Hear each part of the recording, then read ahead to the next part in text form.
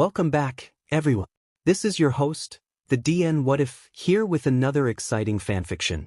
Today, we're diving into the story of what if Deku gave Bakugo a second chance? A special shout out to the original creator, Wanderskerbunling. This is the permission statement by the author in written. Please make sure to show your support by checking out their work from the description. If you enjoy this video, don't forget to hit that like button and subscribe for more fanfiction content just like this.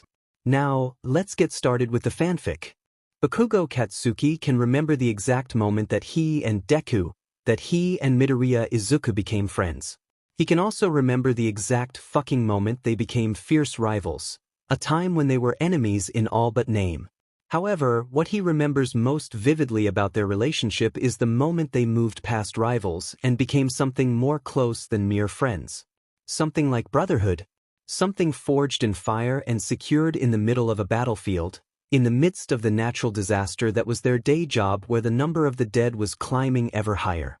They were co-workers, he supposed. The moment he realized he was calling Izuku shitty nerd Deku in his head with more fondness and, dare he say it, admiration than true annoyance, was when Izuku stood by his side cheering louder than anyone else when he, Katsuki A. Overkill, was named the #1 hero. And when the next year rolled around and shitty nerd Deku was declared #1, and everyone looked to Overkill as though expecting him to blow up, Katsuki only scoffed and gave a sarcastic thumbs up accompanied by a sneer. Whenever they teamed up, whether by accident or by design, they always worked well together. Like two dancers following a routine they knew by heart. The two of them had known each other so long it was almost as though they could read each other's minds. And that was an important skill to have when your every action could mean life or death for an innocent civilian. They traded spots as #1 and #2 heroes back and forth like it was some kind of game. A game that Katsuki learned to never really mind losing because, if he had to lose to someone, why not to the heir of All Might? Why not to Deku? The quirkless, timid boy who became the powerful, grinning man that inspired nations? Eventually, their bond in battle bled over to their civilian life. It started easily enough. After a particularly difficult villain had been carted away by the boys in blue, Deku had turned to Overkill with a weary sort of smile. "Drinks?" he had asked, still breathing a bit more heavily than normal. "You better be offering to fucking pay," Katsuki had growled. Inexplicably, his acerbic reply caused Deku to light up like a Christmas tree. Katsuki had to hide a smile underneath a glare that deterred Deku not at all. Drinks lead to dinner parties with their old classmates, which lead to sleepovers with copious amounts of alcohol and laughter. Before Katsuki knew it, the idiots he'd avoided in high school had suddenly decided they were all buddy-buddy. He hadn't realized how bad it had gotten until he got invited to Uraraka and Azui's wedding, then found himself dancing with a laughing Kirishima without really knowing how he got there. By the time he was invited to Ida's and his wife's, he thinks her name is? He just calls her Yuki whenever he sees her because, to be totally honest, that support geek freaks him out. But she doesn't scare him, not at all. House to celebrate the first birthday of their daughter, he realized that none of them had the same fear of him that they used to. None of them flinched or fell silent when he walked into the room. None of them suspiciously followed him with their eyes. Sometimes, he caught them relaxing upon seeing him. And he found that he liked it. Mostly. He had hoped that Todoroki would fear him a bit more, especially when that half-and-half bastard had randomly decided to propose to Deku. Seriously? Where the heck did that come from? Katsuki had then taken it upon himself to deliver the typical, "You actually marry him, and I castrate you with fire" talk that he was relatively certain fell into his responsibility to give as Deku's oldest friend. Though, for some reason, the half-he married Deku anyway. Katsuki didn't cry at the wedding. He shed manly sweat from his eyeballs. So did Kirishima, in case anyone was wondering. He was friendly enough with Deku that when Kirishima inexplicably dropped to one knee after they had successfully saved a buttload of idiots from an apartment fire and asked him if they wanted to make their relationship, like, official for life, Katsuki had reluctantly asked Deku if he wanted to be his best man. He had expected the wimpy nerd tears. He hadn't expected the hug. It was a day before his wedding, and Katsuki was about ready to just blow up the entire guest list and the decorations and the fucking priest that fucking Kiri had found somewhere and the stinking flowers that made his palms sweat more than usual, and the admittedly pretty lakeside gazebo where Kiri had decided he wanted to tie the knot. Deku, seeing that Kaken was minutes away from committing arson, mass homicide, or both, ushered Overkill away from the preparations, saying loudly over Katsuki's curses that they would be going on patrol. Deku and Overkill wandering rooftops was far from an unusual sight, but every time they went out, they always gathered a crowd of fans who cheered when Katsuki flipped them off and cooed when Deku gave them a dorky little wave. Loath as he was to admit anything, Katsuki kinda liked how no one gave a fuck if he gave a fuck about propriety anymore. He had become so successful that people liked it when he told them to go to hell. Tickled him. So, he'd been in a pretty good mood when the report suddenly came in about a robbery in progress. Katsuki had grinned maliciously, letting his quirk snap and crackle over his knuckles while Deku rolled his eyes fondly at his friend's antics. They raced to where the distress signal had come in from, with Katsuki beating Deku there by a slim margin. A jewelry store. Some punks had decided to rob a goddamn jewelry store in the middle of Jesus fucking daylight when everyone and their dog knew that a congregation of pros had gathered in the city for his frigging wedding. Katsuki made a face. Wedding. He was getting married. To shitty hair. What the heck? Deku snapped him out of his disbelief with a laugh. Are they serious? They look like they're 12? Who cares? Overkill growled. He lit up his quirk with his customary dai, with Deku following behind with a sigh. But inwardly he had to agree with Deku. The two robbers looked like they couldn't be out of middle school. One of them had a very obvious smoke screen quirk, but the other didn't seem to be showing any signs of a quirk. It was too late to assume anything, but Katsuki was almost 35. He could take on these worms. He was almost 35. Jeebus Christ, he was old. The kid who hadn't shown signs of a quirk called out to Smokey as Katsuki burst through the door. He lobbed a blaze of fire right at her, but Smokey was on the ball. Overkill found himself with a face full of thick, putrid smoke as Smokey pulled the other girl clear of the fireball. Katsuki held his breath, batting the smoke away from his face with a quick blast from his own quirk. However, just then, the girl activated her own quirk, clasping her hands together as though in prayer. With the sound of a bubble popping, Katsuki found himself back in the doorway of the jewelry store, his fireball coming back towards his face. Overkill ducked out of the way, and the fireball hit Deku right in the nose. It didn't hurt Deku so much as surprise him. Time quirk, Deku said before his mouth took off, mumbling at the speed of light. Katsuki knew better than to tune him out, so he listened. Apparently, the little nerd had figured out that Smokey could only emit smoke while exhaling and had a very limited amount he could make at once. And the timey-wimey twerp probably only had a half or minute or so amount of time that she could actually play with. Unfortunately, she didn't seem affected by her own quirk, so, while she kept resetting Katsuki and Deku back a few seconds, she got further and further away, dragging her friend behind her. It was disconcerting, to say the least. Katsuki would run several steps forward, feel his ears pop and then find himself back in the door of the jewelry store with Deku not far behind him. They kept running into each other, running into walls, tripping over obstacles that magically righted themselves a moment later. Katsuki lit the store on fire twice only to have the flames fly back towards his hands, usually ending up burning Deku in the process. However, as soon as she was out of sight, they felt her influence abruptly fall away. Deku gave a sigh of relief. Well, at least that means she has to be able to see us in order to use her quirk. I'm gonna fucking explode her ass. Katsuki screamed. Kaken, Deku said warily. Her quirk is pretty efficient. Don't get cocky. Too late, Overkill grinned at his friend, who rolled his eyes once more. They followed the two kids at a distance from rooftops, careful to not let themselves be seen by either fan or foe. It was unusual for either Deku or Overkill to be very stealthy, so hopefully it would give them enough of the element of surprise that they could get the drop of the timey-wimey bitch before she could use that awful quirk again. What happened next, Katsuki could have neither predicted nor prevented. As of yet, timey-wimey had used her quirk on everyone in a specific area to go back in time a few moments. They hadn't realized she could freeze someone in time. Deku and Katsuki dropped down into the warehouse that they had followed the two children to. They couldn't move. It felt like he was dead. Somehow, despite his brain working fine, he could tell that his heart wasn't beating. He couldn't breathe. Every molecule in his body had stopped moving, and Katsuki felt the wrongness of the fact creep into his bones. More than that, he couldn't hear anything, couldn't feel anything. It was as though his eyes and brain were suspended in thin air. He could see directly in front of him, but that was the only sensation left to him. And then Deku punched him. Overkill went flying and hit the far wall.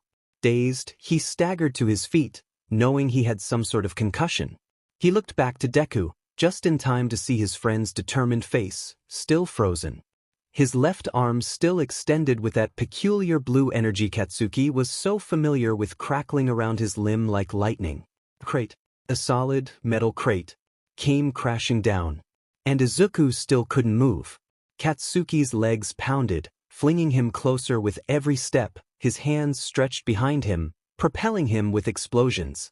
Every inch of him was tensed like a bowstring flung into motion. But he was too late. The crate hit the ground with a sickening crunching esku. The scent of blood was heavy in his nostrils. He tasted vomit. He could see the end of Izuku's hand. He could see that the rest of it had been completely flattened. Katsuki felt himself freeze in that death-like way once more. But grief and rage erupting in his chest fired off his quirk and sent him flying. Flying bared teeth first towards the girl with the time quirk. It had only been a few seconds. Turn back time, you fucking bitch, or I'll fucking slaughter you. The girl's face was white, her eyes wide with terror. She squeaked but didn't move to use her quirk. Do it now, you filthy piece of shit. He's not, she sobbed. I didn't think it would kill him. He's dead. Katsuki gripped her neck in one hand, lifting her off the ground. She gurgled and choked and gagged and gasped, but he only tightened his grip. When he spoke again, his voice was quiet. Turn back time. No. Can't. Cool.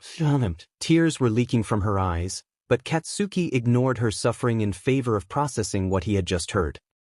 No, it can't. He can't. He dropped the girl. He grabbed 2 handfuls of his own hair, dropping to his knees as he tugged at his scalp in anguish. Today was supposed to be happy. He's not dead, the girl insisted, her voice rasping and rough. She coughed. It sounded wet. He can't be. He's Deku. Katsuki whirled on her. Don't you dare call him that. Only I can. Only I can. How dare you? How dare you? With every word he kicked her in the stomach. She gagged blood, the crimson oozing from her mouth. He could tell from the way she was breathing that he'd totally destroyed her ribs. But he didn't care. He lit a fire, hotter than any fire he'd ever produced, in the palm of his right hand. It was so strong, so bright, that it burned him. He brought his hand down, slapping her across the face just as she raised her own hand in a feeble attempt at survival. Kaken felt his ears pop. Chan. Jesus fucking Christ, his ass hurt like a bitch. Katsuki groaned, shuddered out a hacking cough and forced himself to sit up. What had the little bitch done to him to... Deku! His eyes flew open and he leaped to his feet, only to wobble and splash back down. Splash? With a sick feeling, Katsuki looked down. The relief he felt was pathetically overwhelming when he confirmed he hadn't fallen into a puddle of his best friend's gore, but rather a shallow stream. Then he frowned and placed his hand under the surface of the water. It felt real. Was this part of her fucking quirk? What was this? He looked around him. Where was the warehouse? The sky was clear and blue, with nary a cloud overhead. There were rolling hills covered in rustling grass and groves of trees. A shadow of a bridge was being cast by the sun, falling across his shoulders. He recognized this place. Kaken? Are you okay? Katsuki slowly turned around, soaking the front of his trousers in the stream as well. He was rewarded by the tear-stained face of Deku. What are you doing? Katsuki whispered, hearing with horror how young his voice sounded. He must have sounded angry to little Deku. Holy crap, Deku was a baby, rather than disoriented because his eyes filled even more. You looked like you needed help. Deku held out a hand to him and a shiver crawled down Katsuki's spine. He half expected to feel that old anger rise up. The rage that Deku dare even think that he needed the help of a quirkless nobody like Deku. Katsuki leaped up and threw his arms around Deku, tackling him into the water. "I'm sorry," Katsuki whispered into his mane of crazy, curly green hair. "I'm so sorry." "Wah!" Deku cried. "Kaken, are you okay? We're gonna get sick, Kaken, let me up." Katsuki slid off of Deku, realizing that it would be very easy for tiny Deku to get sick. He kept a hand around the back of Deku's neck and took a good look at him. He was so little. His face was even rounder and chubbier than he remembered, soft and faintly red-blushed from crying. His eyes were wide and deep, intelligent for a 5-year-old. Were they 5? He helped Deku up, then began to lead the way back up to the top of the bridge, where their classmates were waiting for them. How did he fall off that stupid bridge again? It's been so long he can't remember. They'd almost reached the other kids when Katsuki remembered. He remembered an old regret that he carried with him his whole life. "Izuku," Katsuki looked him in the eyes. "Thanks." Deku's smile was the brightest and prettiest thing Katsuki had seen for a long, long time. Tiny Deku wrapped his little arms around Katsuki and made an indescribable sound that he'd only ever heard babies and Deku make. "Kaken." Deku sobbed. "Let go of me, you big d." 10:47. Katsuki sat in his bed later that night and pondered the situation he'd found himself in. First of all, it was obvious that the little brat had sent him back. Far back. But Katsuki wasn't about to complain. Not only was Deku not dead, but Katsuki had a chance to fix everything he ever regretted, which obviously wasn't much, mind you, because he hardly ever made any mistakes worth mentioning. He might be able to save All Might. He could definitely prevent Best Jeanist from being hurt to such a horrible degree. Heck, he might even be able to put Endeavor out of the picture a little bit earlier and save them all a lot of headache. Satisfied, Katsuki stretched out leisurely on his childhood bed. His stomach was filled with his mom's cooking, and everyone he cared about was safe. For the moment, Deku was fine. All Might was alive. Their co-workers hadn't even begun middle school yet, and so they'd be okay for a few more years. With a pang, Katsuki instinctively reached for a phone that wasn't there. He wanted to talk to Ijiro. Usually around this time, they'd be wrestling for control of the TV remote on their couch, while trying not to crush their stupid Pomeranian as it nipped at their ankles. They'd be just getting back from their patrol, getting ready for a late dinner. Katsuki didn't miss his idiot with the stupid hair and weird smile and uncomfortably hard abs and warm hugs and infectious laughter and their little home with the dumb dog Ijiro wanted so badly. They would have been married right now, if Katsuki hadn't been such an asshole that Deku had to literally drag him from the building before he exploded. If he and Deku hadn't been out and about, Deku wouldn't have gotten hurt in the first place.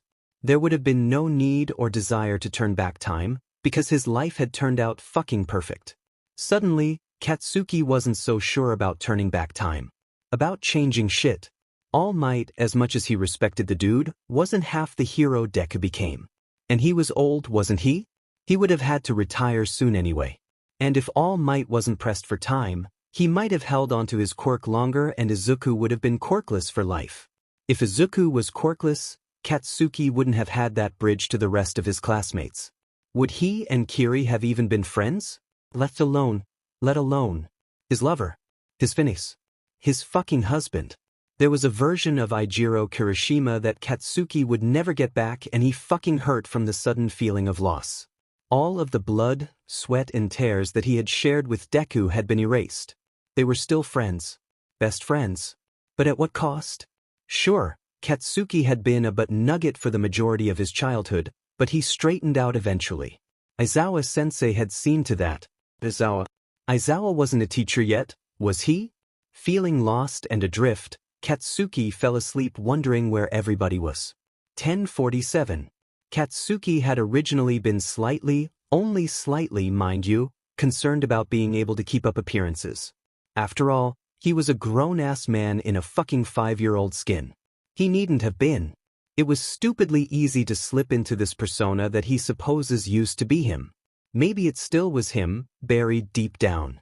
One would think that after all the trauma, all the personal growth, all the dare he say it, mellowing out that he'd gone through, you would think that the vestiges of little preschooler Katsuki would have been burned out of existence entirely.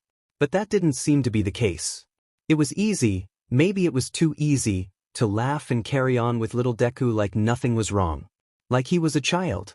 It was easy to play pretend, to go exploring with Deku, to play childish games like hero and villain.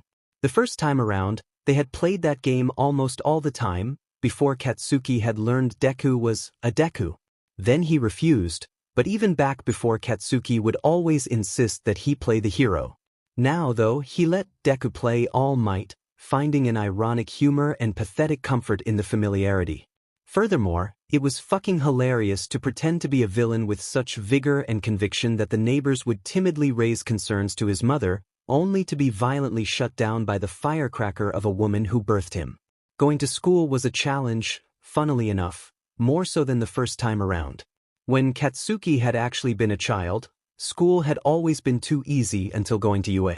Now, though, he didn't want to bring extra attention to himself until middle school, when he would work towards, once again, being accepted to UA.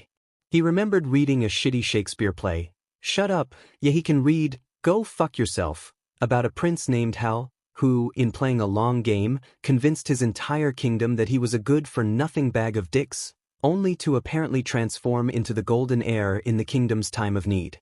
In a rather long-winded soliloquy, basically the dude was talking to himself because, plot reasons, the dickbag prince explained that lowering the bar, then vaulting over it was the best way to get attention, because any good deed done by someone who no one expects anything from just automatically looks so much better than the same thing being done by a good person who people already expect everything from.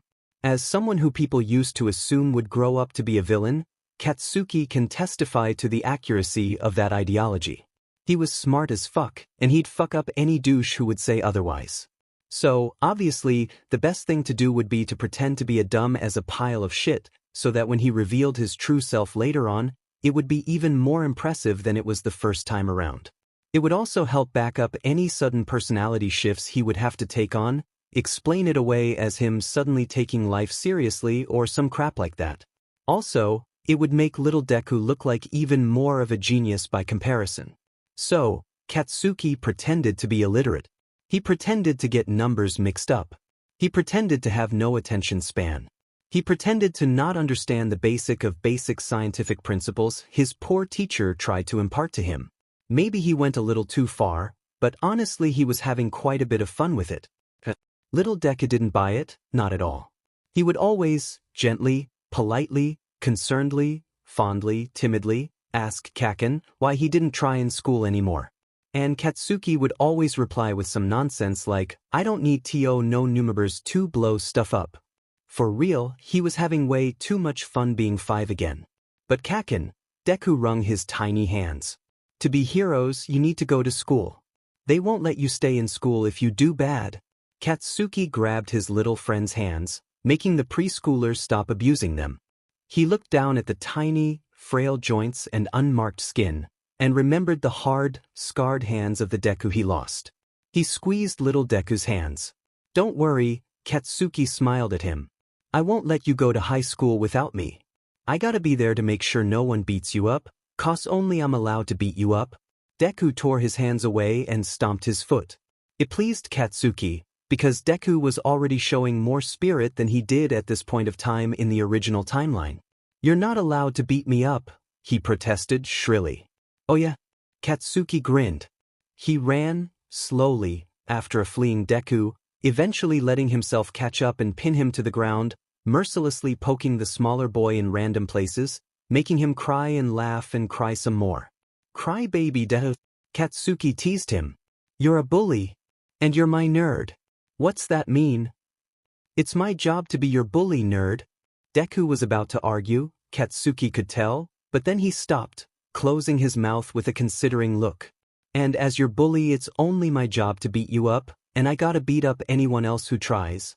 I thought we were friends," Deku said, his voice a bit quieter. "Don't be stupid."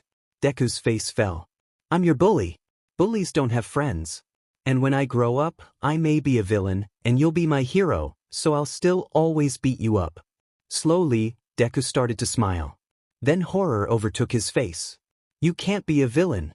Katsuki cackled in what he thought was a suitably impressive manic laugh for a 5-year-old voice box. Ill rule the world. Kaken. It was inevitable. It was bound to happen eventually. In this timeline, Izuku had already been informed by the doctors that he would never have a quirk of his own. The old Katsuki had bullied him relentlessly for it, taking joy in crushing the smaller boy's spirit. Being 5, even an astoundingly intelligent 5-year-old, Izuku did not question Katsuki's sudden transformation from bully to best friend. After all, he'd already borne witness to Katsuki's sudden shift from best friend to bully. Izuku's mother, however, was a bit more skeptical of the change, and for a good several weeks after Katsuki found himself in his preschooler body, she made sure to keep the doors open, to keep a close eye on their play. However, Inko was a kind woman, who shared the same breed of heart with her son. She was quick to forgive Katsuki, who, in her eyes, was just a child who was going through phases, and to welcome the boy back into her good graces. Katsuki's own mother didn't notice any change, which Katsuki found both amusing and a bit sad, actually. His father might have noticed, but it wasn't in his nature to say anything. Anyway, the quirkless Izuku soon found that it wasn't just Katsuki who would tease him for his quirklessness, and many not Kaken bullies tended to be more vicious than Katsuki had ever been. And, considering that in their past life Katsuki had literally told Izuku to kill himself, that was saying a lot. Young children, cruel in the way only ignorant children can be, would use their budding quirks with intent to hurt, to do damage. Mostly because they didn't have the life experience or mental capacity to comprehend what it was, exactly, that they had the power to do. However, that didn't change the fact that Izuku was starting to gain bruises, and they weren't coming from Katsuki. Inko, at first, had been afraid that Katsuki had reverted back to his old ways. However, that fear was soon put to rest when Katsuki blew up at the realization Deku was hiding injuries from him. Because the other children didn't torment Izuku when Katsuki was anywhere nearby. They weren't that stupid, apparently. They would wait until they were separated, until Izuku was playing by himself, and then attack all at once. In the past life, Katsuki guessed that it must have been himself who kept all these other fucking losers at bay. No one wanted to get between an angry Katsuki and his favorite prey. Now, though, Izuku was just one of his many followers. Never mind that Izuku was Katsuki's nerd. His Deku. His best friend. I'm fucking kill him. Izuku grabbed one of his arms with both of his tiny hands. They're just playing. I don't think they knew exactly how much it hurt. Katsuki pulled Deku into an aggressive hug, squeezing as tightly as he could. Kachan? Deku wheezed. You're my nerd, Katsuki said quietly. Behind them, Inko, who was only a few feet away making dinner, snorted, but covered it up with a dainty cough and sniffle. Both little boys ignored her. Only I get to beat you up, because only I know how to do it right. Katsuki was getting angrier, his hold on Deku getting tighter. Kakachan. Asterisk snort asterisk. I may blow up their noses and stuff the holes with broccoli. Kachan knew. Katsuki released Deku, who stumbled back and started gasping for air. Katsuki put his hands on his hips, taking a stance he remembered his mother adopting at many points during his life. And why not? Because you'll get in trouble. There were tears in his eyes. Stop being a crybaby, Katsuki told him automatically. Inko reprimanded Katsuki half-heartedly. Then the firecracker of a child took on a very considering look, and both Midoriyas looked at one another in apprehension. You're right, Katsuki said calmly. Because you don't have a quirk, assholes who think that makes you a loser will always try to beat you up. Izuku started crying in earnest. Katsuki, Inko said, that was mean. What was? Katsuki looked at her in bafflement. I'm sorry, Kaken. Izuku wailed. I wish I were strong like you. Shut up, Deku, Katsuki told him, helping him to his feet. You're plenty smart, and that's more important than strong. Anyone can be strong if they exercise. But only smart people can be smart. Stupid people just memorize stuff and that's not the same. Izuku blinked watery eyes up at him. You really think so? Katsuki grinned, wide and confident. Yup. That's why I don't bother with school. School is for stupid people. Izuku's tears came back.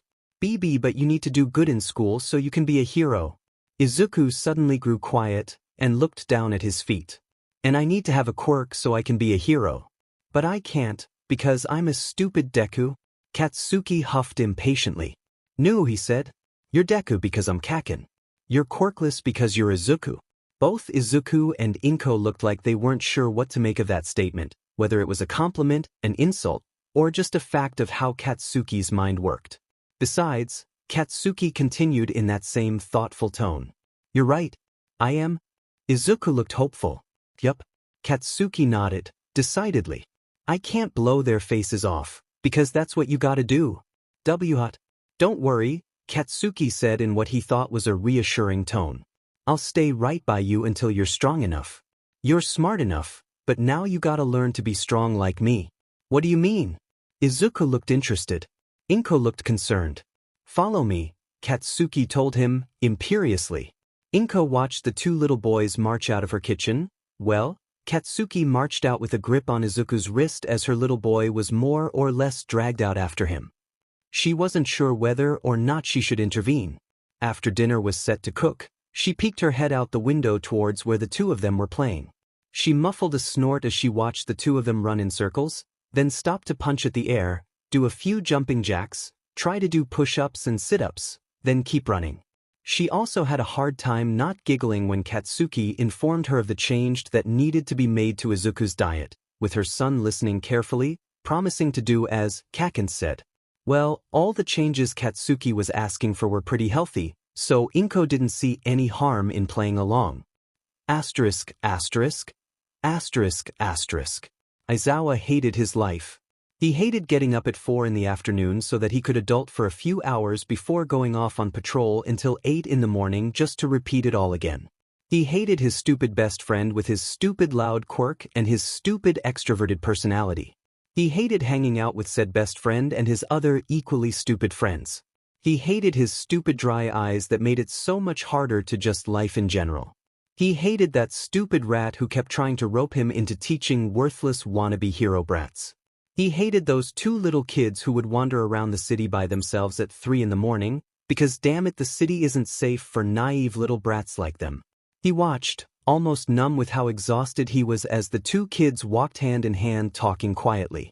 Like every night for the past 2 months, they walked the same route through back alleys to some random empty lot, where they were exercised until they collapsed.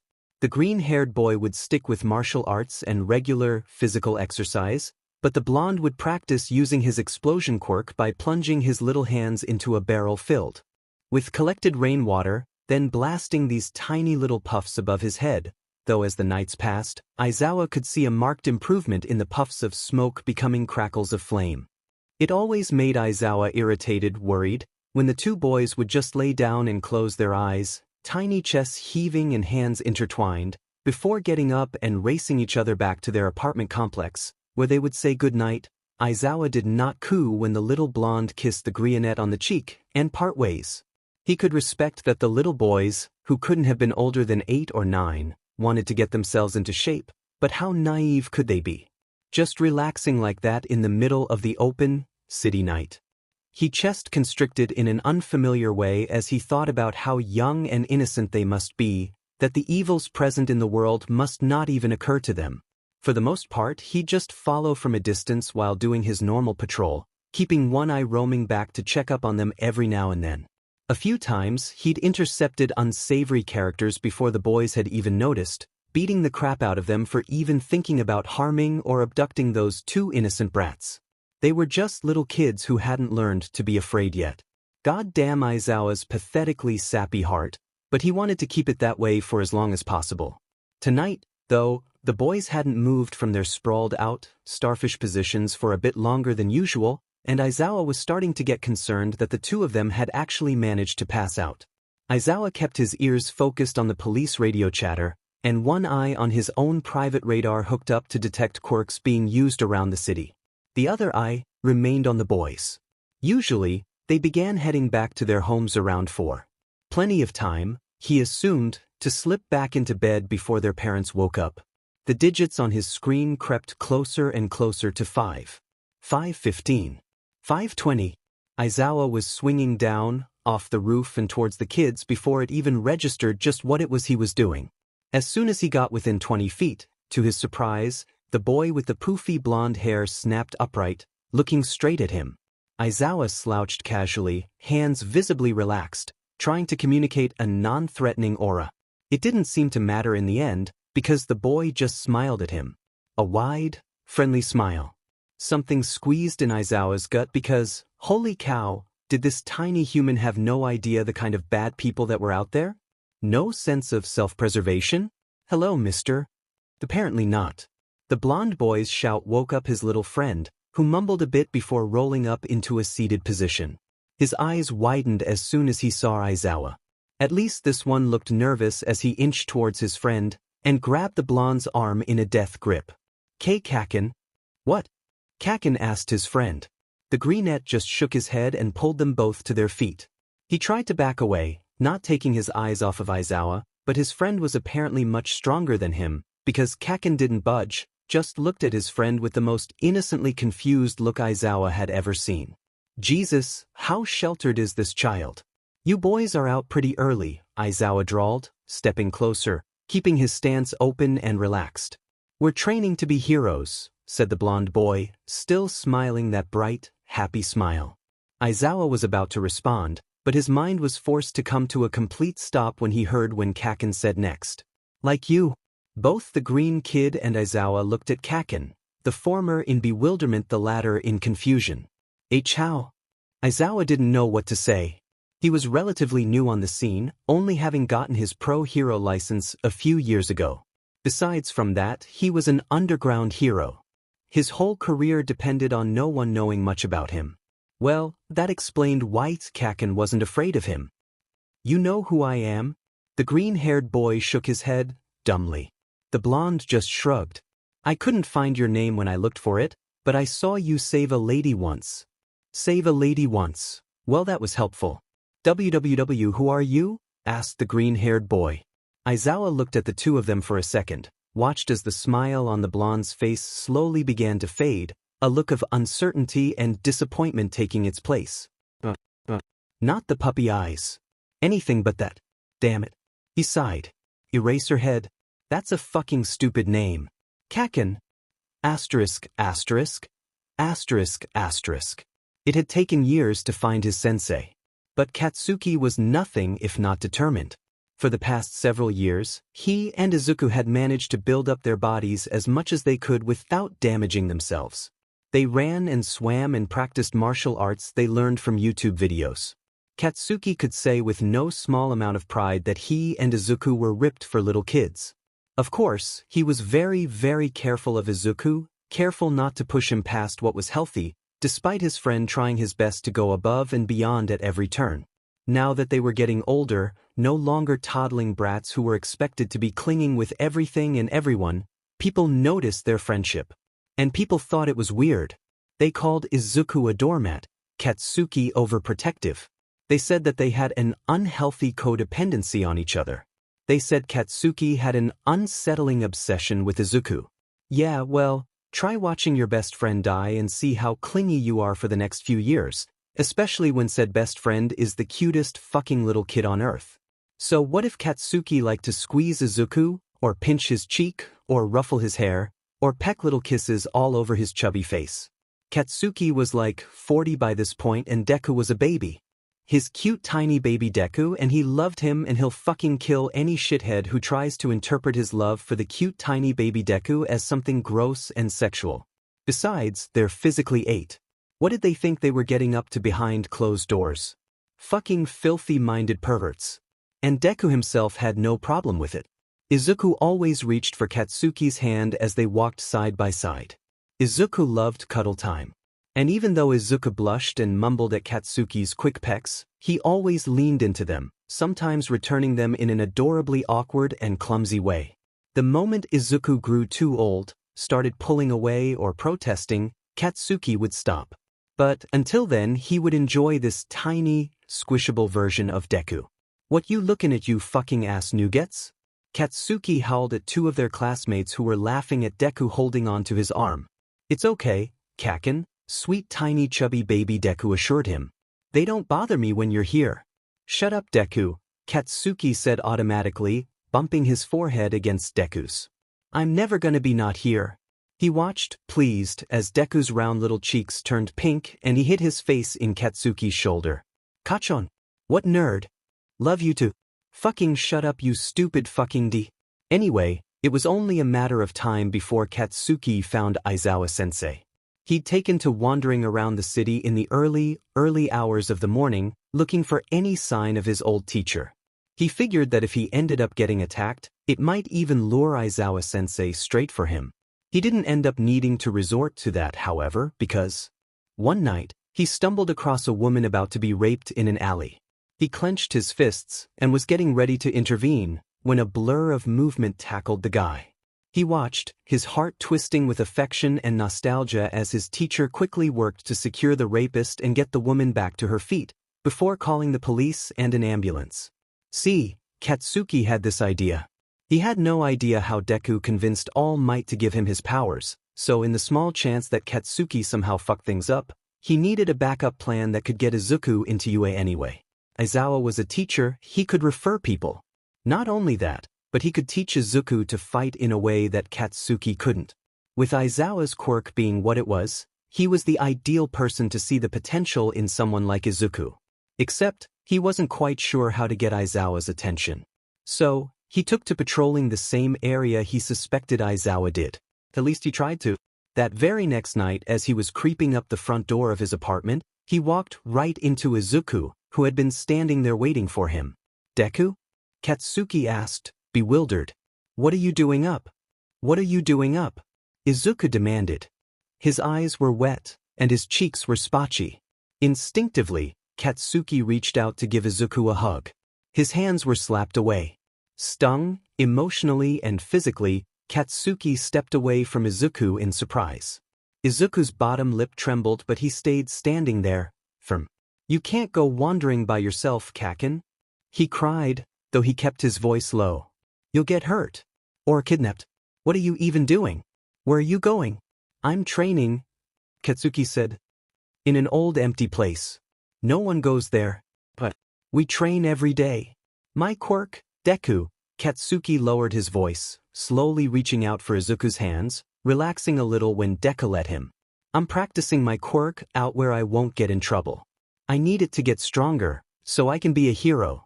Right now it just isn't strong enough, and you know the fucking school or the old hag would never let me practice if they knew. Izuku was quiet, then he said, take me with you, Kaken. If there's trouble, two are better than one. Katsuki bit down the scathing words that jumped to his tongue, and nodded, leaning forward and gently kissing the tip of Deku's nose. You won't tell? Deku squeezed Katsuki's hands. I won't tell. Asterisk, asterisk. Asterisk, asterisk. Izuku had a best friend. He had the best friend. His Kaken. His Kaken was strong enough to carry him even though they were the same age. Strong enough to speak up when he thought someone else was wrong or he was right. Strong enough to stand up to bullies. Strong enough to fight the bullies who picked on Izuku or other kids. Strong enough to win. Strong enough to teach Izuku to be strong too. But boy was he stupid. It confused Izuku, because he was sure that if Kaken only tried he could do well in school, but he didn't. It seemed like he listened at least sometimes in class, but whenever testing came around he either failed outright, getting everything horribly wrong, or only just barely passed. It worried Izuku every time testing came around. He worried that Kaken would end up getting held back a year and they'd be separated. He tried offering to help Kaken, but Kaken would just laugh it off, like it was silly Izuku would be able to help him. Even still, every year, Kaken managed to just barely get by. Aside from school, Kaken didn't seem to get some things. Mom told Izuku that Kaken might be somewhere on the autism scale, something called high functioning, which Izuku didn't really like the sound of. It sounded cold, and he wasn't entirely sure what it meant, except that the label might help Kaken. But Kaken's mother got angry when his mom suggested he get tested though, which made Izuku angry. Angrier than he'd ever been in his life. Kaken needed help. He needed to be diagnosed so that people would understand he wasn't a bad guy. He just didn't understand.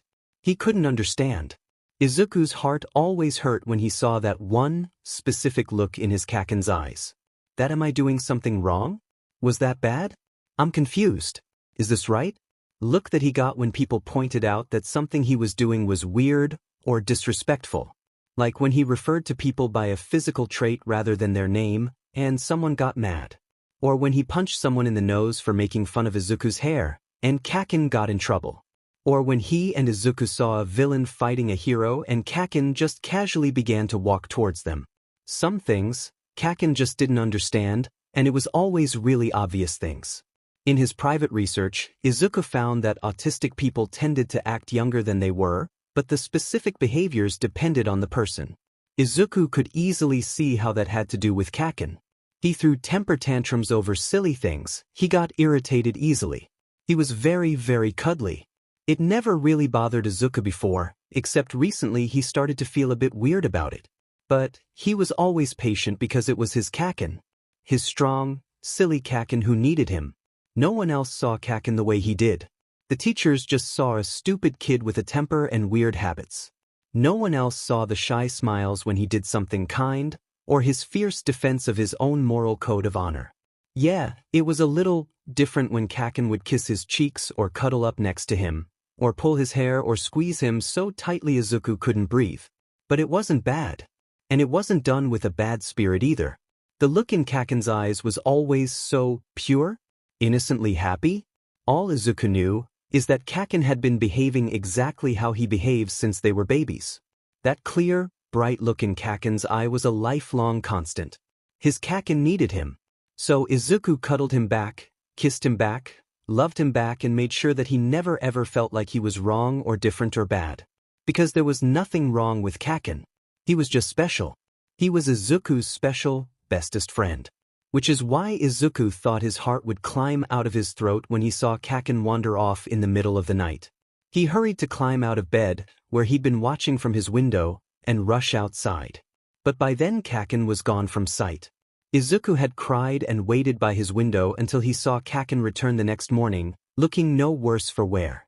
The next day, it was like nothing had happened. Except Izuku stayed a little closer to his Kaken, hung on a little tighter. The next night, Izuku was ready.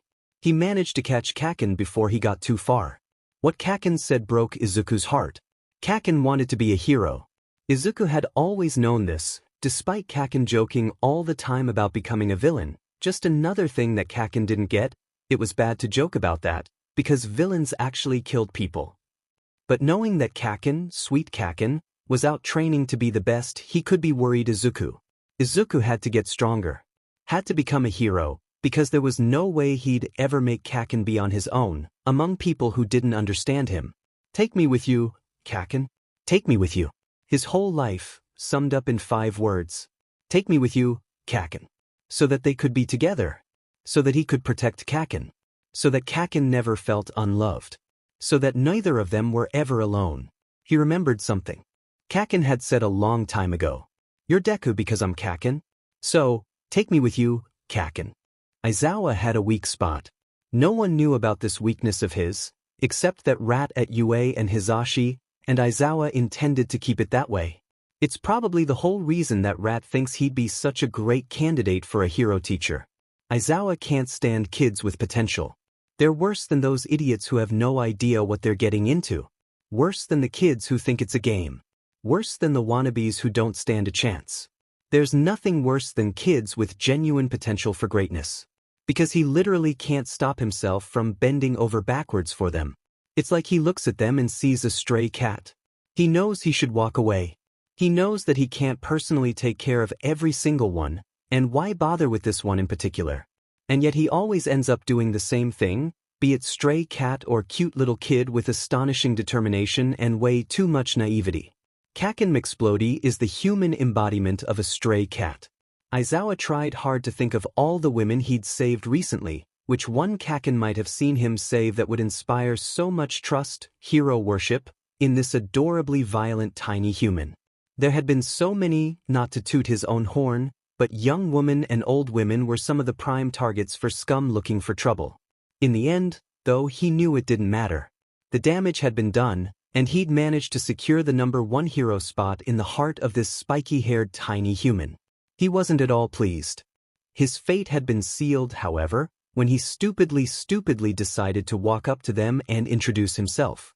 Kaken had the balls to not only curse but curse while insulting his hero name. And do it with that look of obvious respect in his little face, that pleased smile. Aizawa couldn't stand kids like that. What kind of martial arts do you know? Kaken had asked him, all but skipping as Aizawa led them back towards their homes. Where did you learn? You went to UA, right? I want to go there when I'm older. School is stupid right now, but I'll bet it'll be fun there. I'm gonna be the #1 hero. Just watch me. I'll even beat All Might and Deku. They're useless. It's what he called his little green friend, who hadn't really said much of anything. He was, understandably, wary of Aizawa and protective of Kaken.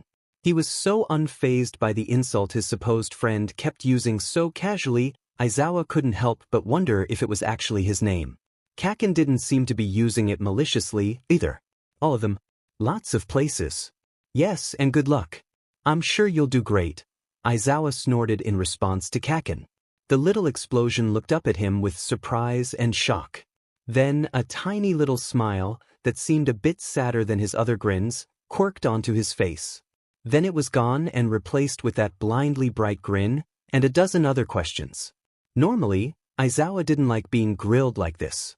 Normally, he'd send the kids on their way with a grunt and a reprimand to be more careful. But something about Kaken made him answer back, be a bit more considering with his actions. Something about this child seemed horrifically delicate, and it irritated, worried, Aizawa that he couldn't pin just what it was. Not soon enough, too soon, they reached the boys' apartment complex. Kaken stopped, mid-sentence, and looked up at Aizawa with his shocking red eyes.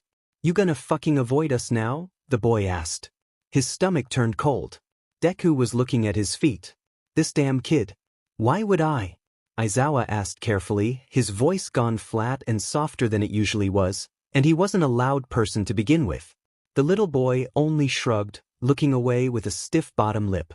Aizawa slowly kneeled, hand on his knees, and the boy's face whipped back to stare at him. They were level, eye to eye. Aizawa saw the naked hope in his face. He was done for. This damn kid. I'll be in the park at 5, tomorrow, Aizawa said, barely managing to swallow the sigh. I might be in the mood to show you two how to properly throw a punch. Right now, you're more likely to break your thumbs than someone's nose. Kaken reared back and scowled ferociously. I fucking know how to punch. I break bitches' noses for fun. Then he whirled around on his heels and ran to his apartment door, before he stopped and looked back over his scrawny little shoulders at Aizawa. For a moment, it looked like he was confused why Aizawa was still there. That didn't break his heart, it didn't. Then he slowly looked ashamed. Then confused again. It was such an honest look, such a pure, innocent look. Aizawa hated that look. Kaken slowly walked back to where Aizawa was still kneeling. There was a fragile wetness to his eyes. And Kaken laid his forehead on Aizawa's shoulder. Aizawa froze. The next moment, the boy had dashed back to his home and closed the door behind him. Well, thank you, Mystery Racerhead. Aizawa looked at the green boy, who had stayed, as he rose to his feet. For what? Deku shuffled his feet. Most grown-ups don't like Kaken. What? They always just say he'll probably grow up to be a villain. Anger. He kept his voice level. Uninterested. Even though he says he wants to be a hero? Deku just did that helpless foot shuffle again. He does things that people don't like. The boy met his gaze, and there was a fierceness in him that took Aizawa by surprise. But it's not his fault. Kaken doesn't understand things. A lot of things. He acts angry when he isn't angry, because he doesn't know what else to do. And he gets frustrated easy, so he isn't a good student, but he really is smart, Mystery Racerhead. What doesn't he understand? Eraserhead asked, leaning against the wall. The sun was starting to come up. People, Deku said quietly. Mom says he's probably autistic, but don't tell him I told you. I don't want him to think he's broken. Kaken likes being the best. Deku met his gaze again. Determination. Kaken is the best. What are your names? Aizawa asked. Deku looked thrown, then suspicious. Why? Aizawa weighed his options. He may as well go with honesty. I plan on doing a background check on the both of you, then I will approach your mothers. I'm a hero. I'm not going to be caught stealing children on a regular basis just because some snot-nosed brat wants to be a hero. Deku's eyes brightened. Katsuki Bakugo and Izuku Midoriya. Why you gonna train us? Aizawa didn't answer, he just started to walk away. Get inside, kid. Your mom's going to worry. Asterisk, asterisk. Asterisk, asterisk. There was no hope of getting any sleep. Never mind that he was so exhausted he was practically staggering in zigzags by the time he reached his home. So, Aizawa looked up the two little imbecilic tots. Midoriya had impressive grades, was consistently at the top of his class and a perfect record to boot. Kaken, Katsuki, no damn it Bakugo, had absolutely terrible grades, was either dead last or near to it in every subject, was labeled as a problem child with violent tendencies and had been in detention more in the past year than Aizawa had his entire life. There was nothing about him being tested for autism, or even a learning disability. Usually, a kid this troubled would have had a lazy ADD or ADHD label tacked on him. But there was nothing. No trips to counselors, no history of therapy sessions. Nothing. No extracurricular activities, no history of nannies or babysitters despite both of his parents working full-time. Aizawa was pissed. Kaken? Cats. No Bakugo for all of an hour, but he could already tell that this kid was bright. His questions hadn't been the questions of an unobservant kid, they had been questions of someone who had spent a lot of time taking in information, processing it until they had a good understanding, then trying to fill in the gaps of that understanding. Not to mention the training regiment he'd seen the boy employing. That had obviously been carefully thought out. No way this kid was too lazy or stupid for school, there had to be something else. Which left teacher bias and parental neglect. Grown UPS don't like Kaken.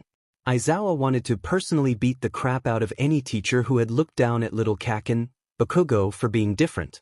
It was their job to help kids like him, not push him to the back of the pack. That kid who wanted to get into UA, who was working so hard to be good enough for UA, but with those grades, it just wasn't possible. Not unless someone from the inside vouched for him. Actual fuck. Aizawa hates kids like Kaken. Asterisk, asterisk. Asterisk, asterisk. Inko Midoriya worked from home. She had since her husband had left her and her child alone.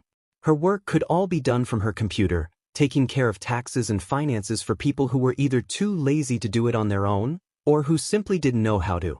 It wasn't the most exciting work, but it put food on her table and kept her available for Izuku and Katsuki. She loved Mitsuki, she was one of her closest friends, but somehow she had this image of Katsuki in her head that left her feeling like the little boy was fine being on his own, all the time. She saw Katsuki as a capable, strong young man and he was also a very fragile, precious little boy. A little boy who was always looking up at her with that question in his eyes. Was that good? Are you proud of me?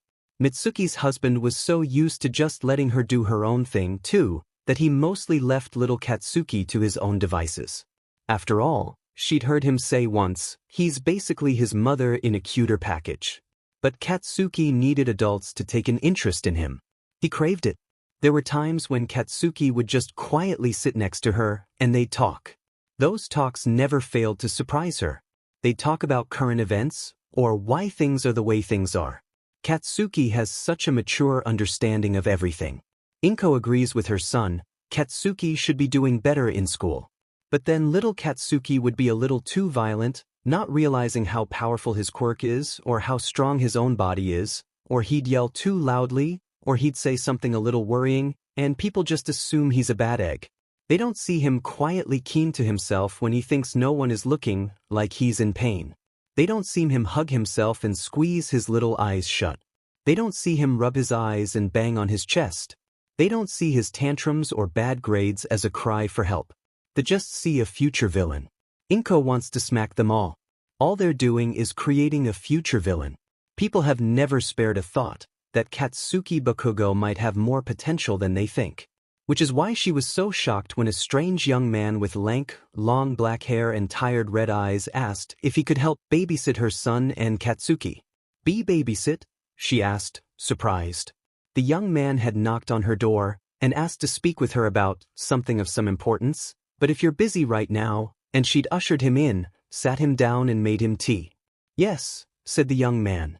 I've seen them wandering around. They're such good kids. I know they want to be heroes, And while I don't have experience teaching, I do have experience in being a hero. With that, he takes out his wallet and slides out a card, which he hands her. It's a professional hero license. Eraserhead, she reads under her breath. You want to train my son? And Kaken, the young man, Eraserhead says. Inko can't help it. She giggles. The young man makes a disgusted, shocked face, then hurries to correct himself. Bakugo. When she calms herself, she regretfully informs him, Eraserhead, I'm not his mother. To be perfectly honest, the man says. I don't think his mother would care either way. Inko is first offended on behalf of her friend, but then forced to agree. Which is why I'm asking you, Mrs. Midoriya. Please, call me Inko. Call me Shoyuta. Asterisk, asterisk. Asterisk, asterisk. Katsuki couldn't fucking wait for school to be over. The teacher was droning on and on about fractions and decimals and reciprocals, and while Deku was dedicatedly scribbling down notes, Katsuki was trying to figure out if he could untie the teacher's shoes with his mind. It wasn't working just yet, but he'd get it one of these days. Mr. Bakugo, the teacher snapped. Is there something interesting on my feet?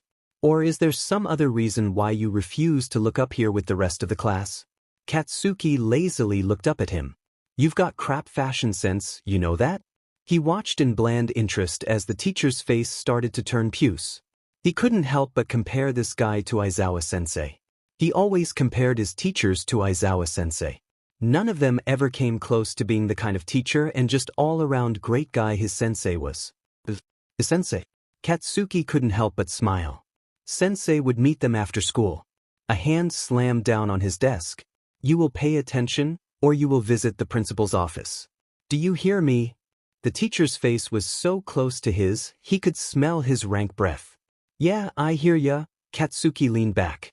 The teacher sneered at him one more time, before returning his attention to the lesson. The class was told to copy down the problem on the board, work it out, then show a partner. Katsuki copied down the numbers, then just wrote a big number 5 for the answer. Sure, he was supposed to write down 1748s, but he had an image to maintain. He looked at the girl to his left, and decided to make her his partner. He vaguely recalled her transferring to the class recently, couldn't recall if she'd made any friends. He glanced at her paper. She had written down 1648s simplified to 1/3. He whapped her desk with his notebook to get her attention, trying for a friendly smile when she flinched and looked up at him through her thick bangs. Your fucking answer is wrong, dipshit, he said helpfully. The girl loudly burst into tears. The actual fuck? He looked over at Deku somewhat helplessly, and Deku, the crybaby, just wobbled his lip at him, green eyes filling with tears. Damn it all. Bakugo! The teacher barked. Principal's office, now. Asterisk, asterisk. Asterisk, asterisk. Aizawa made it to the park 15 minutes early, and was pleased to see the familiar green hair of Deku Midoriya. The greenette was standing alone, watching smaller children play in the grass and on the play equipment. Aizawa frowned, looking around. Where's Bakugo? Aizawa asked the boy. Midoriya looked up at him, a pout on his freckled face. He's in detention. Aizawa's brows furrowed. It's not even his fault though. Midoriya looked either close to tears, or like he'd just finished crying. I swear. Kaken didn't mean to be bad. He was trying to help her. Aizawa blew out a heavy breath as he firmly, but not unkindly, took Midoriya by the arm. What happened? Aizawa asked him as he led the boy to a bench. They both sat to wait for Kaken. In math class, we were supposed to all partner up and compare our answers for a problem, Midoriya sniffled. And Kaken tried to help one of our classmates. She doesn't have any friends because she's so shy and doesn't talk to people.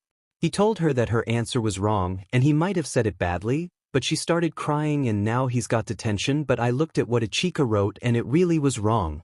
Midoriya had started to babble, so Aizawa hushed him with a raised hand. Don't worry about it, Aizawa told him. I'm already planning on discussing things with your school. Your mother and I discussed it this afternoon. We think it might be best to transfer you and Kaken to a new school. Midoriya looked up at Aizawa with an odd look on his face. Kaken? Aizawa ignored him.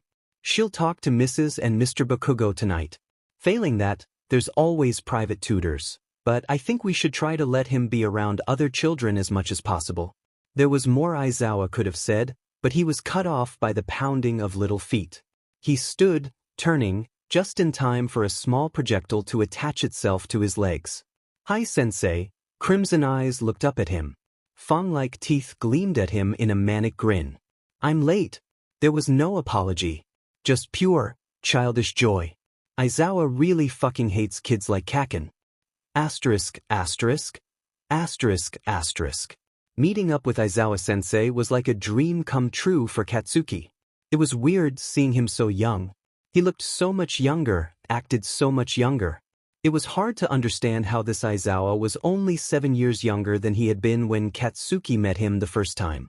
The only big difference between now and then, as far as Katsuki knew, was that he wasn't a teacher yet. That day at the park ushered in a new chapter of Katsuki's new life. Aizawa was surprisingly gentle and patient as he taught him and Deku. Over the course of the first few weeks, he got a good idea of where the two of them were physically. His eyebrows had risen way up when he realized that Deku wanted to be a hero too, despite being quirkless. But, in the end, he didn't say anything. He only brought up different non-lethal weapons and marital arts to start learning to use.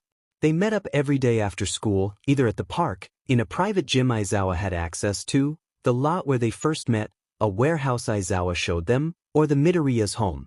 Aizawa taught them how to turn their own bodies into weapons, taught them discipline, taught them laws and regulations, taught them strategy, which Izuku excelled at. At first, Katsuki was determined to play the dumb kid he was pretending to be, like he did in school. But it was hard. So hard. Not the pretending part, though. He had that down pat. It was the knowledge that he was wasting his sensei's time. He couldn't. Not after everything Aizawa had done for him. Katsuki worked his ass off. Izuku seemed shocked at how fervent and focused and determined Katsuki was in training.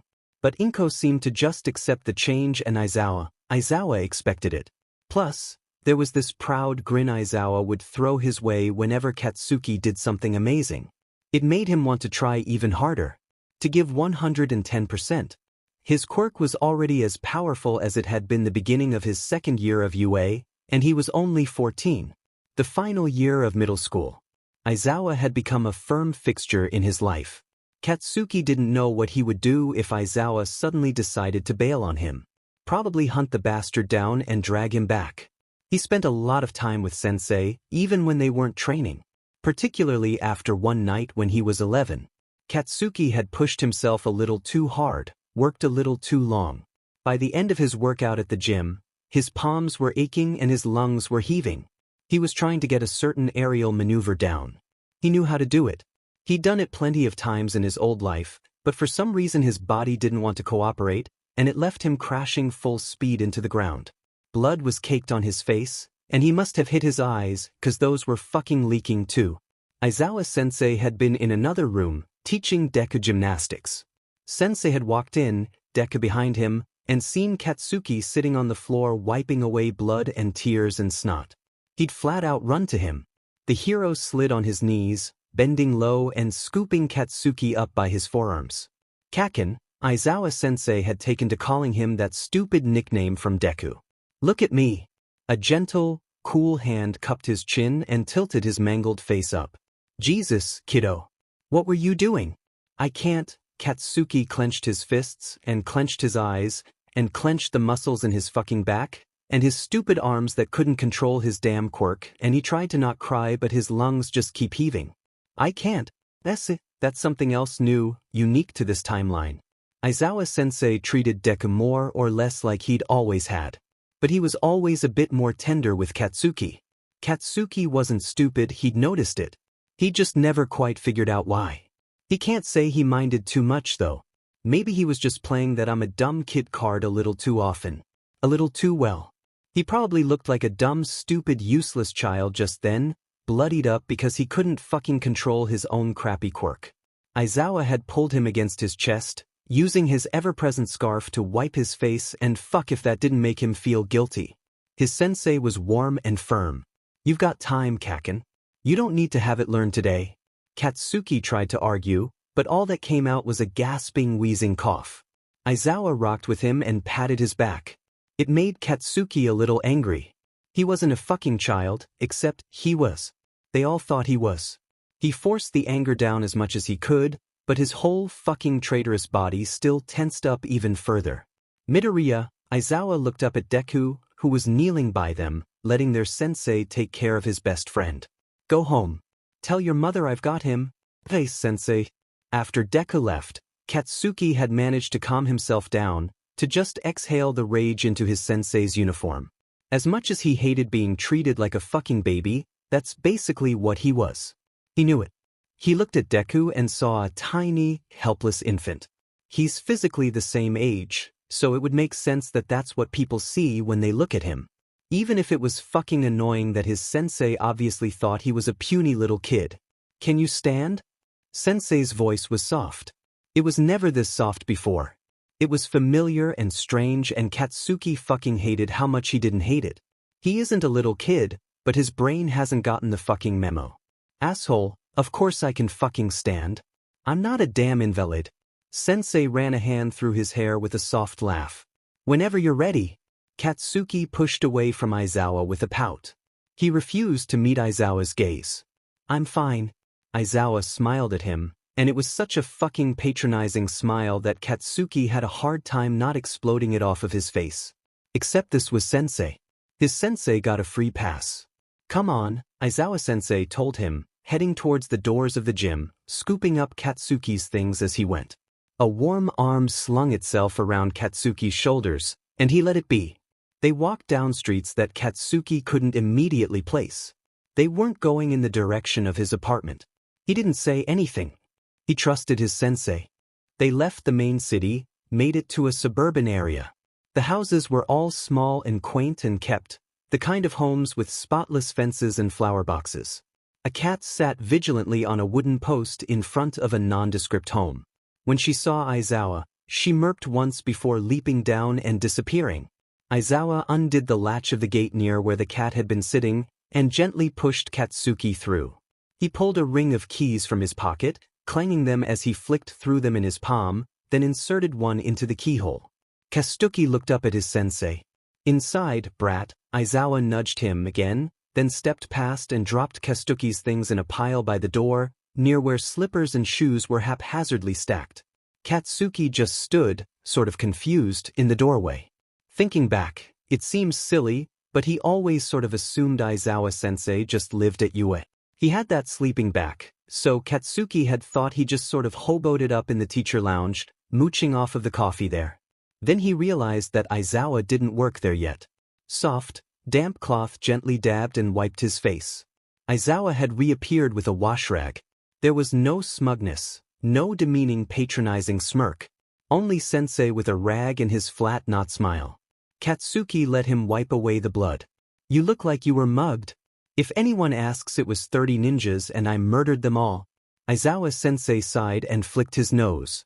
Don't joke about murder, Kaken. Why? Katsuki didn't wait for an answer, so he didn't see the conflicted look that crossed his teacher's face. He just slipped off his shoes and traipsed into the living room, blatantly taking in every detail. I didn't know you lived in a house. Katsuki said in wonderment, again missing the pained expression that Aizawa was quick to suppress. Why am I here? Are you hungry? Aizawa asked in lieu of answering. Katsuki looked at him, wary. But what do you want? This time, Katsuki did see a strange expression on his teacher's face, but it was gone before he could decipher it. He guessed Aizawa was just really awkward and didn't know how else to comfort Katsuki besides offering food. I want fish bread. After dinner, Aizawa quickly stepped around the boy and headed into the kitchen. They had dinner, watched crap television, and Katsuki ended up passing out on Aizawa's couch beneath his cat and about 10 blankets. The evening was filled with cursing from Katsuki, awkward silence from Aizawa, and many stiff head pats and shoulder squeezes, also Aizawa. But it became something of a tradition. Soon after, when Katsuki started the next year of school, Aizawa took up a teaching position at UA. Training time with him was pushed later in the day, and Katsuki and Deku ended up doing most of their usual routine on their own. Katsuki guesses that Aizawa felt guilty about it, because almost every day after training, he'd go home with Aizawa. Sometimes Deku would tag along. Aizawa would leave for patrol after Katsuki passed out, or at least, pretended to. Katsuki wasn't a total ingrate, though. He made sure to go home to his parents at least once a week. They never asked him where he spent his evenings though. A few times he'd randomly mention to his mom and dad about things he and Deku had been up to, or things he'd learned in training. His dad had smiled and hummed and his mom muttered something about him finally doing something fucking constructive. He preferred going home with sensei, though. Now, he's 14, and ever since he first started going home with Aizawa, the man had taken to sitting him down and walking him through his homework. It was nice. Because now he didn't have to fucking pretend to be a moron, of course. That's all. Aizawa patiently explained math concepts that Katsuki already knew, and always quirked a grin at him when he did them perfectly. Aizawa walked him through the history facts Katsuki had learned by heart years ago, and gave him treats or stupid head pats when he parroted them back. Now that Katsuki was 14, though, he realized he was going to have to change his behavior. He thought back to how he had been in his first life, and realized that that just wasn't going to fly. He didn't know if he'd be able to bully Deku like that, in the first place. And besides, Sensei would tan his hide if he tried. So, instead, he thought back to how Deku used to act. Quiet and kinda mousy? Smart but jittery? Katsuki didn't know if he'd be able to pull it off, but damn it all if he wasn't going to try his hardest. So, he avoided eye contact. He spoke only when abso-fucking-lutely necessary. He tried to remember to add a random stutter every now and then. He fidgeted with his palms and bounced on his toes. He wasn't a moron, though. None of the changes happened overnight. He was careful to spread out the shifts over the course of 2 months. It must have worked, because none of his teachers ever batted an eye. Neither did his parents. Deku and Aizawa are fucking smart, though. That's the only reason, Katsuki told himself, that they were able to tell. He wasn't even mad. He was somewhat proud that Sensei and Deku knew him well enough to think it was weird when he changed like that. Except, it made him feel just the tiniest, most smallest bit guilty when they asked him what was wrong, and he'd only shrug or act confused. Aizawa hugged him a bit more now. Deku clung to him like the fucking leech he was. Katsuki thought he understood, though. He liked hugging Deku, and he remembers that the first time around Deku's friends were always hugging him. "Let me see your report, Kaken," Aizawa-sensei ordered him, setting down a mug of cocoa for him. "The one for your literature class." "I didn't fucking read the book," Katsuki muttered. He tried to think of a suitable excuse. "I lost it." Aizawa's lip thinned out into a white line, and Katsuki fiddled with his pencil, not looking at him. He fucking hated disappointing his teacher. Aizawa sighed deeply, and rubbed Katsuki on the head like he was the stupid cat. "I have a copy somewhere. Hold on." Katsuki watched him walk away, in the direction of his bedroom. He sat quietly, waiting for him to return. He thought about what he would do when UA started. Maybe he'd just disappear for a little while, camp out in the library. He could use the time to try and get his memory in order, come up with a solid game plan for the next few years now that he had a good idea of what changes had come about with him mucking around in the past. Hopefully All Might would make an appearance soon. Aizawa trudged back, and Katsuki held out his hands for the book. Aizawa didn't hand it to him. He just sat beside Katsuki and wrapped his arms around the boy. They were both very stiff, rigid. Not used to hugging despite Aizawa attempting to at least once a day. He knew from listening to Mrs. Midoriya and Deku that Sensei apparently thought he was love-starved, which was stupid, but he wasn't sure how to go about arguing his case. "Sensei?" Aizawa patted his back, self-consciously. "Thunk, thunk. You know I'll always listen to you, right, Kaken?" Katsuki nodded, not sure what the heck was going through his teacher's head. "You know I'd fight for you?" Katsuki smiled and gripped the fabric of his teacher's shirt. "Course." Aizawa was quiet, then he pulled back. Gave him a lopsided, forced smile that somehow still seemed genuine, then cracked open the book, cleared his throat, and started to read. "As for the people who kindly let me know about **************************************************************************'s syndrome's history, thank you. I didn't know. I'm sorry it took this long to change it. I don't really have an excuse except that I kept forgetting. It is currently 3 a.m. where I am, and I suddenly remembered for no reason, and I decided to do it right now before I forgot again. I actually have a very severe issue with memory that I'm being medicated for, though I don't feel comfortable with sharing the details. In any event, thank you for your time that you took to gently correct me. Chapter text. Aizawa was good at keeping secrets. It was easy, most of the time, because there weren't that many people all too keen on digging up info on him in the first place. The exceptions being Nedzu and Hizashi. Aizawa sullenly figured that Nedzu probably knew about his boys from the get-go, but Hizashi was another story. His best friend was busy with his own life, his radio station, his teaching job, his own hero career. Sure, Hizashi noticed that Aizawa had suddenly started hanging out even less than before. Aizawa citing his exhaustion as his only excuse was nothing new. So, Hizashi had begged and pleaded and bribed and threatened. However, nowadays, his usual methods had stopped working. They hung out on patrols, occasionally. They had lunch together once they both started working at UA. Every now and then Aizawa would crash at Hizashi's for movies and food. They called and texted a bit more. But Hizashi knew for a fact that he was seeing less and less of his friend. At first, he was hurt, thinking that Aizawa was avoiding him. Then he was concerned, after finding out from Namuri that he'd stopped seeing her completely. He tried to convince himself that Aizawa was just busy on one of his cases, but then weeks turned into months and months turned into years. Hizashi tried to pry him in the teacher's lounge, during lunch breaks, cornering him in his office. Nothing worked.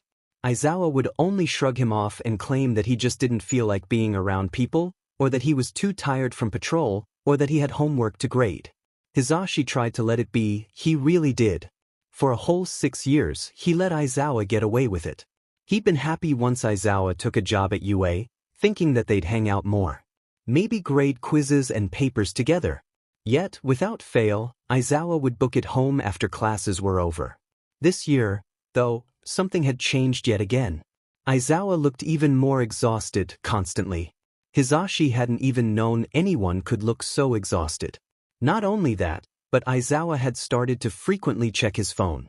Stranger than that, he'd receive and send dozens of texts, rapidly. Sometimes he'd do so with scowls, but more often with a soft look on his face. All sorts of scenarios played through Hizashi's mind. Aizawa had knocked someone up. Aizawa's grandmother was dying. Aizawa was dying. Aizawa's girlfriend was dying. Aizawa's newborn child was dying. Aizawa found his long-lost twin brother, who was dying. He'd been cloned by a villain, adopted the clone, and now said clone was dying. Either way, someone was dying, and how dare Aizawa not tell his bestest friend in the whole wide world? So, Hizashi stalked Aizawa home. He watched as his best friend went directly to his house and locked the door behind him, from where he crouched behind a car across the street. Aizawa was obviously, horribly distracted, because he somehow didn't notice Mike in all of his hero-costumed glory. Mike crept closer and closer to the house, easing open the gate and tiptoeing across his lawn. He knelt beneath the window box and pulled out his phone, setting the timer for 2 hours. Then he mooched off of Aizawa's Wi-Fi and watched videos, enjoying the fresh fall air and warm late afternoon sun. His plan was to give Aizawa time to lower his guard, make it seem like he hadn't followed him home like a weirdo. When the time was up and the sun was started to dip violently orange into the low-hanging clouds, Mike slowly stood up and crept towards the door. He sorted out the spare key Aizawa had given him years ago from his pocket and carefully, quietly, inserted it into the lock, knowing that Aizawa was a paranoid dork. He slipped the door open and crept into the house. He froze. There was a pair of shoes that definitely did not belong to Shoyuta. They were smallish, black, with cartoony red and yellow flames decorating the side. They were carelessly dropped beside where Shoyuta had neatly lined up his own, in front of an open, black backpack with little pins decorating its fabric. Mike, confused, peered around the corner, further into the house. He could hear the television was on, some kids' show most likely. He could hear jaunty music, volume turned low, the light from it flashing against the darkened walls. The lights in the living room and halls were off, though their stove light appeared to have been left on. Mike slipped off his shoes and stepped into the living room, where he froze, and whipped out his cell phone camera. Aizawa was laying across the couch, nothing weird there. Except, laying across him, with his head on Shuta's chest and Shuta's arms wrapped tightly around him, was a little boy. And by little boy, Mike meant an impressively bulky with cord-like muscles young man who wore All Might PJ bottoms and a black tank top, showing off toned, scarred forearms that were cutely tucked underneath shoulders.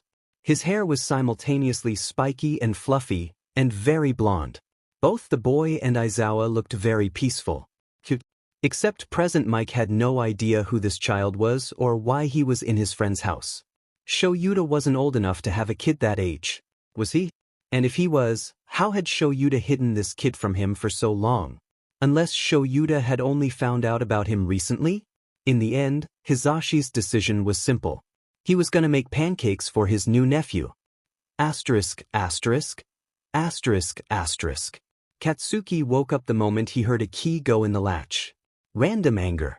He was about to sit up, quirk heating his palms, but the arms holding him tightened, almost imperceptibly. Katsuki looked up. Sensei was awake, eyes red. His hands shook, but his quirk had already been suppressed, so there was no danger in gripping the fabric of his teacher's shirt. Katsuki tensed as the door creaked open.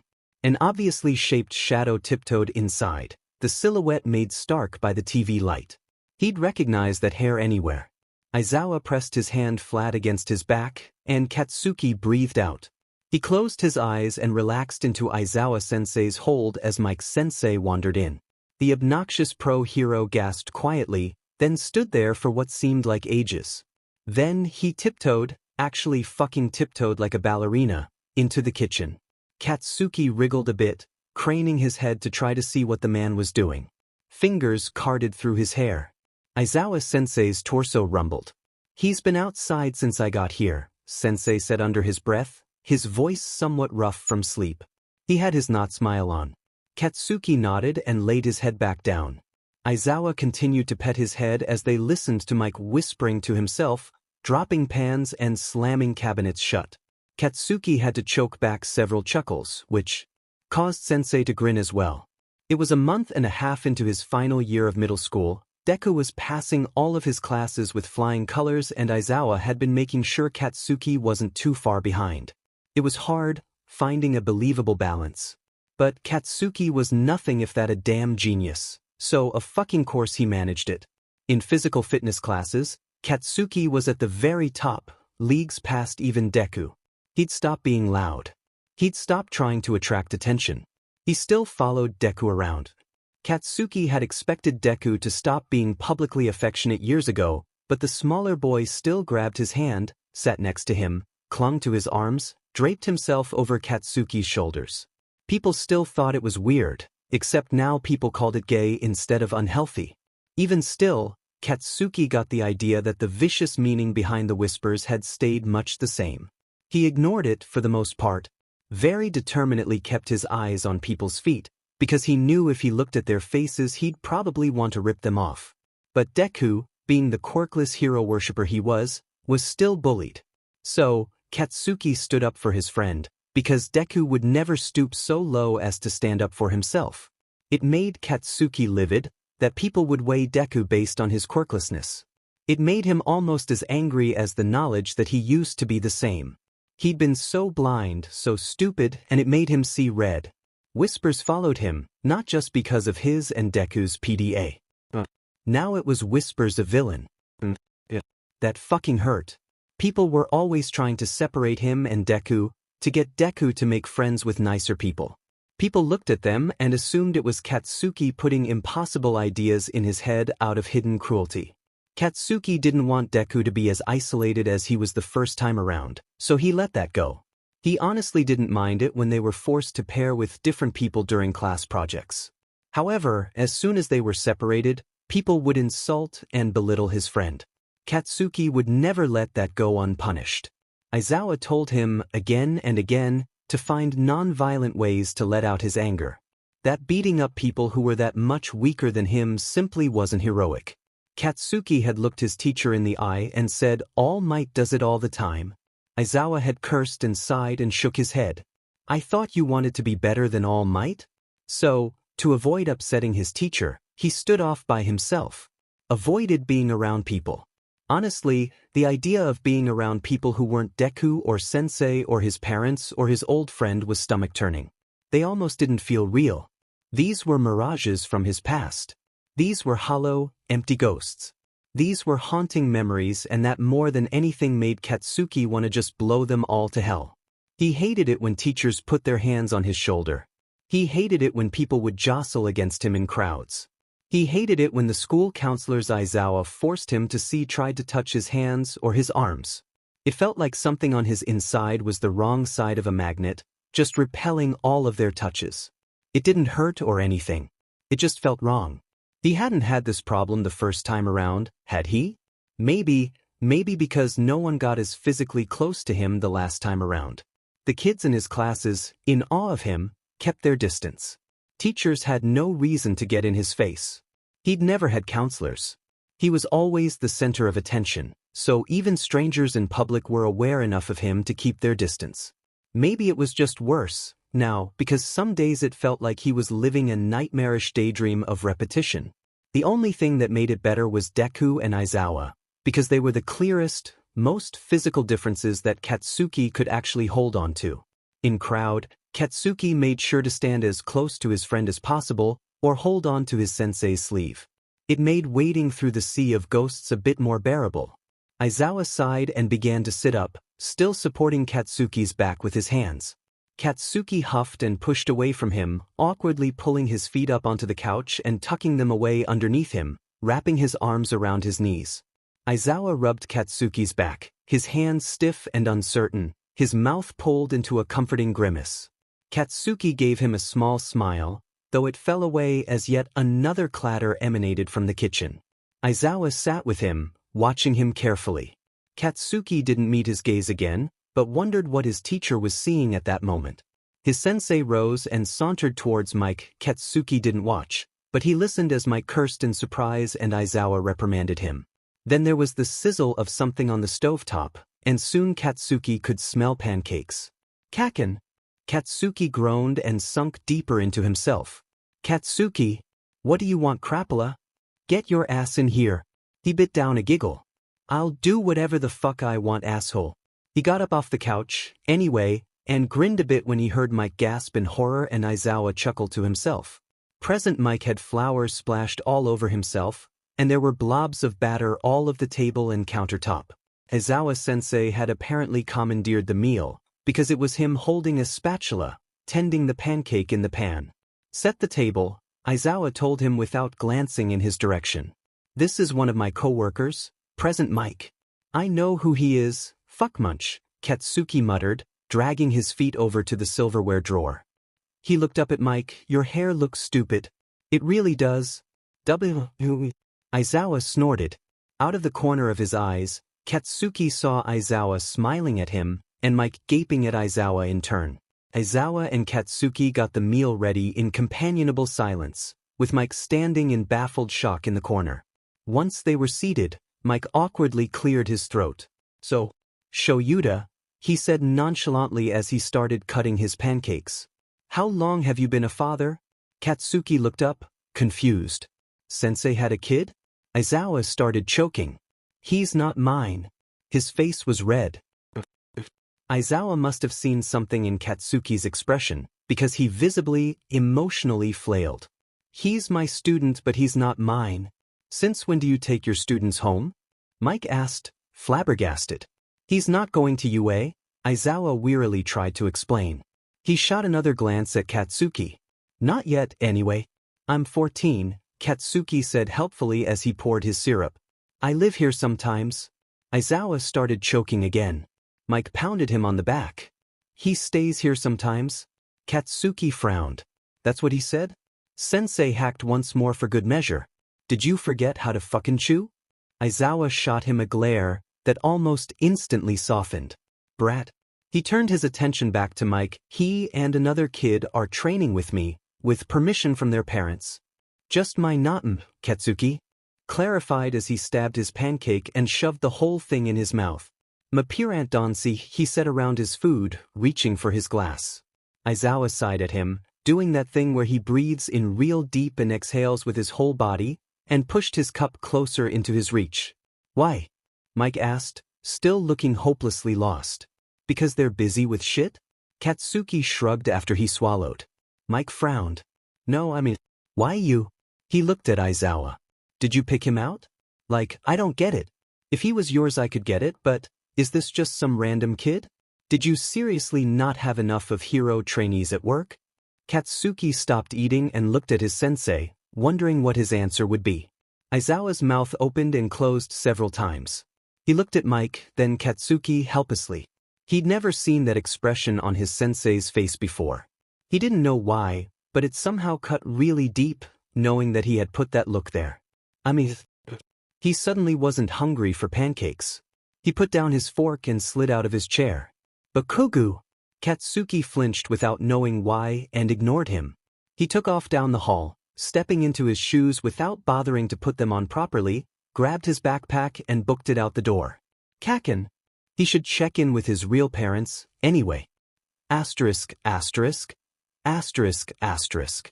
Aizawa stood at his door, watching as the boy disappeared from view. Darn it. He'd go after him, but what would he say? Why Katsuki Bakugo? Because that tiny, violent stray of his is half the reason he gets out of bed most mornings?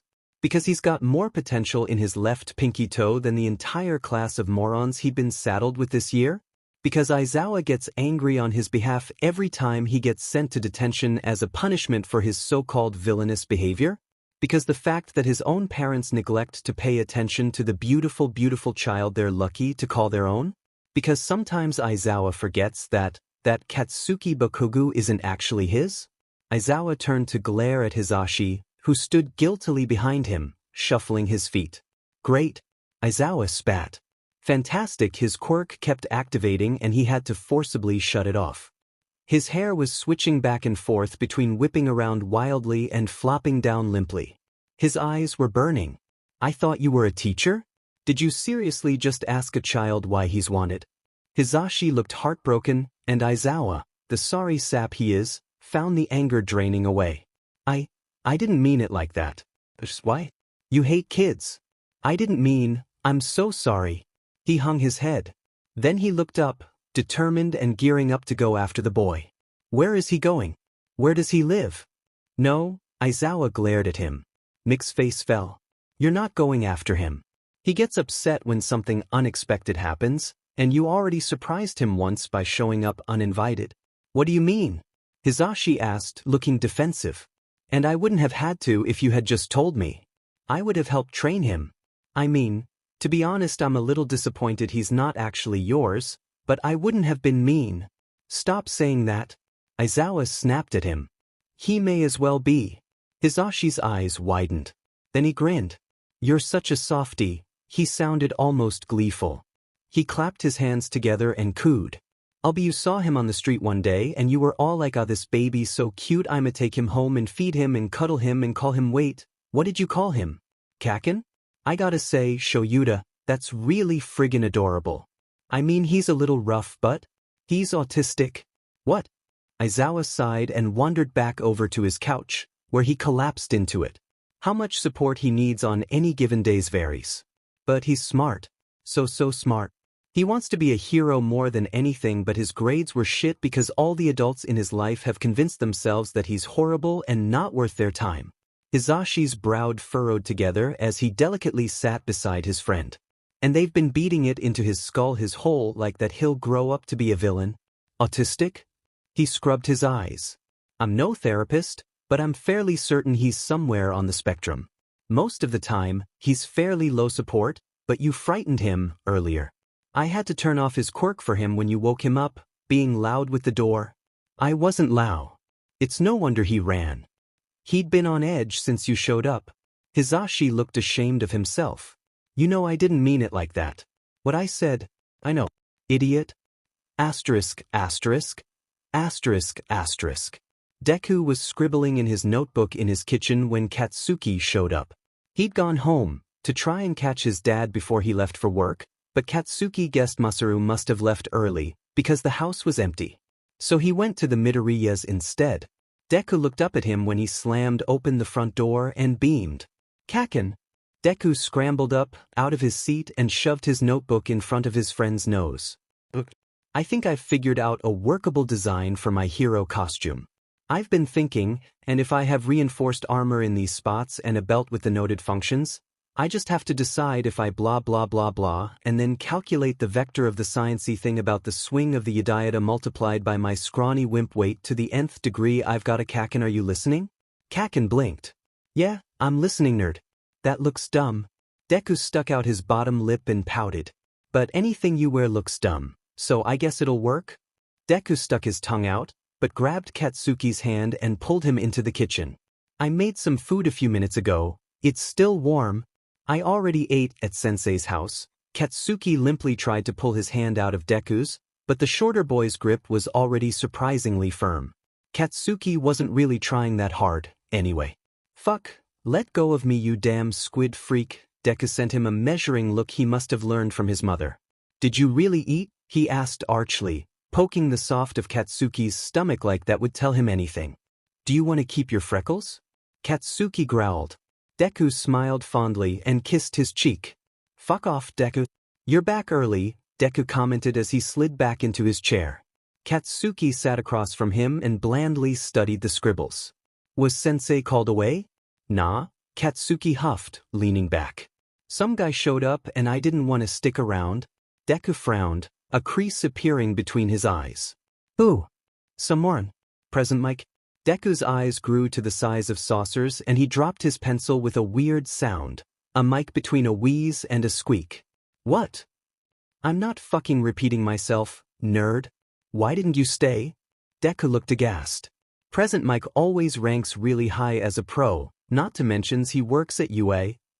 You could have asked him so many things about his quirk and being a hero with such a public life with his career and his teaching, and oh my god, what's he like? Deku was sitting on the edge of his seat. Katsuki almost laughed, not bothering to answer, because it was such a Deku reaction. But he knew his friend would be seeing more than enough of the pro hero in the years to come. And besides, anything Deku wanted to know that Mike could answer, he could just ask Aizawa. Speaking of, why do you think Sensei puts up with me? Deku froze. What? Your top student, a fucking brow-nosing teacher's pet. I'm a piece of shit. A hand slammed the table in front of Katsuki, and he most certainly did not jump. You are not, Kaken. You're the strongest person I know. Deku's eyes were blazing. Then he paused. Except Aizawa-sensei. You know what I mean, wimp? No, Deku said, staring him down. I don't. Kaken growled, though it came out a bit too weak. Like a groan or a sigh. He laid his head down on the table. Sensei is busy. Really busy and tired all the time. He works at night, he works during the day, and I make him work even more. Why does he even bother? I'm not. Not what? You fucker. Bet you $10 you're his favorite? Of course I'm his favorite, moron. I'm asking why. I don't know why I put up with you, Deku said flatly. Katsuki looked up at him. I don't know why I care about you.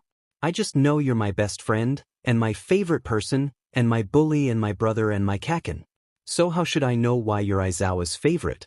His palms felt sticky, he wiggled his clenched fingers against his palm. Shut up. Asterisk, asterisk. Asterisk, asterisk. The next time Aizawa saw his brats, they were walking hand in hand through the city. Midoriya was babbling animatedly, his backpack straps bouncing up and down on his shoulders as he just about skipped along his way. Kaken was looking at his shoes, appeared to be counting the cracks in the sidewalk, his backpack dragging behind him, scraping across the cement. Aizawa was in the teacher's lounge, looking out the window. The boys made a point of going out of their way to walk in this direction after school every day, knowing that Aizawa would still be working. Midoriya had texted him the night before, telling him that Katsuki had seemed unusually quiet, sad. That he had asked why Aizawa bothered with him. When he'd gotten to work that day, he'd thumped Hizashi across the back of his head with no warning or explanation. Kaken himself was yet to text or call Aizawa at all, which was unusually. Normally, when Aizawa was out on patrol, he could depend on a steady stream of notifications rumbling in his pocket, keeping him alert and amused. Last night, that hadn't been the case, and Aizawa told himself he hadn't missed the constant distractions. Aizawa looked over at his desk, then quickly slid the strewn papers messily into his briefcase, and shrugged on his jacket. Technically, There was more tasks he had to complete before he really should leave. However, he was sure that, just this once, Mike wouldn't complain about getting it shoved onto his plate. This whole mess was his fault anyway. Asterisk, asterisk, asterisk, asterisk. Brat. Katsuki looked up. Deku had wandered up to a street vendor with the purpose of buying the both of them a snack. He was standing alone, his back to a pole, staring off into space.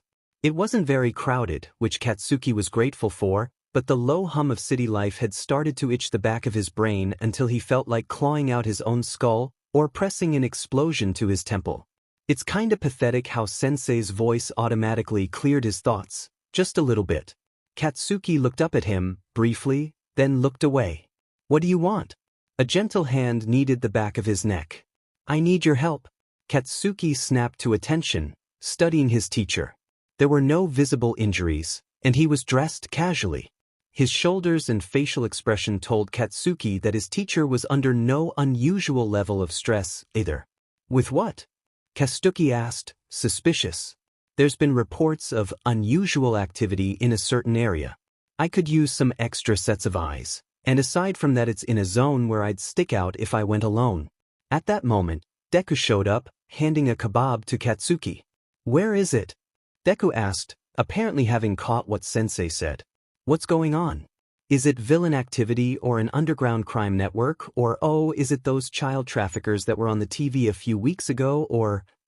Sensei let Deku babble on, making vague noises that might have been agreement as he steered them forward. Asterisk, asterisk, asterisk, asterisk. An amusement park? Aizawa-sensei looked awkward, and even Deku was starting to look suspicious. Aizawa-sensei led them to the back of the line for the ticket booth. The screams of idiots of roller coasters pierced the air.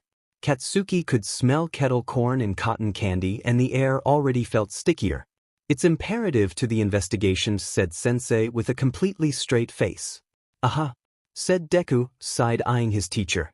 Then realization struck him, and he quickly looked back and forth from Aizawa to Katsuki, then back again. Oh, I mean of course it is. Katsuki snorted. I'm not stupid. He crossed his arms and turned away from the both of them. There was silence among the three, and Katsuki reluctantly peered through his bangs at his teacher, who looked out of his element, guilty and more than a little tired. His teacher always looked so tired. And yet he'd taken Katsuki to a fucking amusement park. You are, though, Katsuki said snidely, reaching up and clutching the bottom of Aizawa's long sleeve. I want a pretzel. You're a spoilt brat, Aizawa said deadpan. With cheese. The lady at the counter giggled. They were at the front of the line. I'm sorry, sir. You have adorable boys. Katsuki stiffened as Deku chuckled and scratched the back of his head. That's one word for them, Aizawa drawled as he handed over his card to pay. Just the three of us. You're paying for yourself, Aizawa glared at the intruder, who had accidentally used his quirk in his excitement. And don't you have paperwork? 13 owed me a favor, said Hizashi, dressed casually with his hair pulled in a low man bun. Let's go. I said you're paying for yourself. Katsuki wasn't sure what happened to cause Izuku's mentorship by All Might, nor when it happened. Not exactly. He remembered noticing Izuku undergo a change during the tail end of middle school. Izuku became more withdrawn, distracted, aloof even. Katsuki remembered forcing himself to not get involved, despite the fact that, not too long before, he'd told his now best friend to take a swan dive off the roof. Did that have something to do with it? Now, though, Izuku was confident in his own way. He was content with not having a quirk. Being trained by Aizawa-sensei, starting from so young, had given Izuku a new appreciation for hand-to-hand fighting. Izuku could hold his own in a fight, learning how to not only control his own body, but also counter the various categories of quirks that might be used against him. Katsuki was really fucking proud. But he also wanted Deku to be All Might's heir, because the Deku Katsuki lost. The Deku Katsuki killed. Deku was getting that quirk. He wished he'd bothered to ask his old Deku more questions before.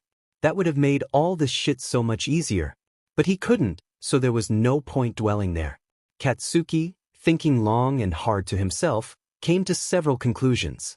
First, that All Might was attracted to Deku's character and intelligence. After all, Those were the nerd's best traits. Secondly, Deku must have gotten caught up in something big to gain All Might's attention. Thirdly, the biggest thing that happened their last year of middle school was the slime villain that almost killed Katsuki. That was the only time during middle school that Katsuki knew for a fact All Might and Deku were in the same area. Fourthly, Deku was desperate and alone at the time. Katsuki, considering all of this, decided to try and recreate the events. He and Deku would need to be separate, and Deku would have to be used to it enough to not try and follow Katsuki. Also, no way Aizawa-sensei could be anywhere near where Katsuki was. Something told Katsuki that his teacher wouldn't approve of him getting captured by a slime monster. And Katsuki needed to be rescued by Deku, in front of All Might. Kaken. Deku raced after him when he tried to quietly leave the classroom by himself after the last bell had rung. W8. Kaken. Katsuki stopped, sighing a little as he turned towards his friend. Deku's curls bounced with his bounding steps, arms stretched out to catch Katsuki even though he'd already stopped moving away. The smaller boy collided with him and would have knocked the both of them to the ground if Katsuki hadn't braced himself for impact. Some jerk sniggered under his breath at Deku's antics, but was quickly silenced by a piercing glare from Katsuki's blood-red, murderous gaze. Faggots, the winged asshole sneered, but was quick to scurry off like the rodent he was. Katsuki forced himself to not roll his eyes, instead turning his gaze to Deku, who looked ashamed at himself. Katsuki clenched his fists, reminding himself that Sensei didn't like it when he landed wimps in the hospital. "Sorry, Kaken," Deku said. I just wanted to make sure I caught you. Where are you going?" "I thought Aizawa-sensei was busy this afternoon." Katsuki pinched the tip of Deku's nose, smiling at him fondly. "Kaken," Deku shook his head, trying to dislodge Katsuki's fingers, voice made nasally because of it. Katsuki cracked a grin. "I want to be alone," Katsuki told him, letting go of his nose and ruffling his hair. Deku frowned. "Got shit I want to get done, and you'll make it take longer than it has to?" Deku was shaking his hair flying this way and that before he was done talking. Katsuki would have been annoyed if it wasn't so damn cute. "I won't. I can help it go faster." Katsuki snorted, but pressed a soft kiss to the top of Deku's head. He ignored a hissing whisper of "gay" from a fellow classmate passing them by. He ignored the stream of students bumping into his shoulders and back as the rushed past, even though it made his hackles raise and an anxious sort of anger fill his throat. "Bye, dork." "Wait." Deku tried to grab Katsuki's hand, but Katsuki used his quirk, lightly, gently, softly. Just a spark of a crackle to make Deku yelp and let go. "I'll catch you later, Deku." Katsuki picked up his speed, weaving this way and that way between students. He could hear Deku clambering after him, and he could hear when Deku stopped and pulled out his phone. Katsuki cursed fondly. He'd have to be creative if he wanted to hide from his sensei. Asterisk, asterisk, asterisk, asterisk. Aizawa was in the middle of a teacher's meeting, and he was ready to gouge out his own eyes. So he'd expelled 2 more students? Big deal. If he hadn't, they'd have died their first year out of high school, he'd guarantee it. Netsu supported his decision, but enough of the other teachers had complained about him that he'd been dragged into attending this farce of a meeting. Consider how this will affect their mental health. Consider how they'll get themselves killed, Aizawa thinks to himself. Consider how this will affect their self-esteem. Consider how Aizawa doesn't really give a fuck, he thinks. Just look at all the wasted potential, and at that point Aizawa doesn't bother hiding his amused snort. None of these chumps could imagine what real potential looks like. Not if they think those ex-students of his have any of it. Speaking of, his phone was vibrating. He'd told both boys that he'd be busy, therefore they'd only be contacting him if it was important. Aizawa rose from his seat, sticking his hand into his pocket and wrapping his fingers around the slim shape of his phone. "I'm not changing my mind," Aizawa deadpanned. "However, if they would like to retake the entrance exam, they're more than welcome to try again. Maybe some of them have finally learned why they should take their own lives seriously." With that, he left them shouting at his back, slamming Nedzu's office door behind him.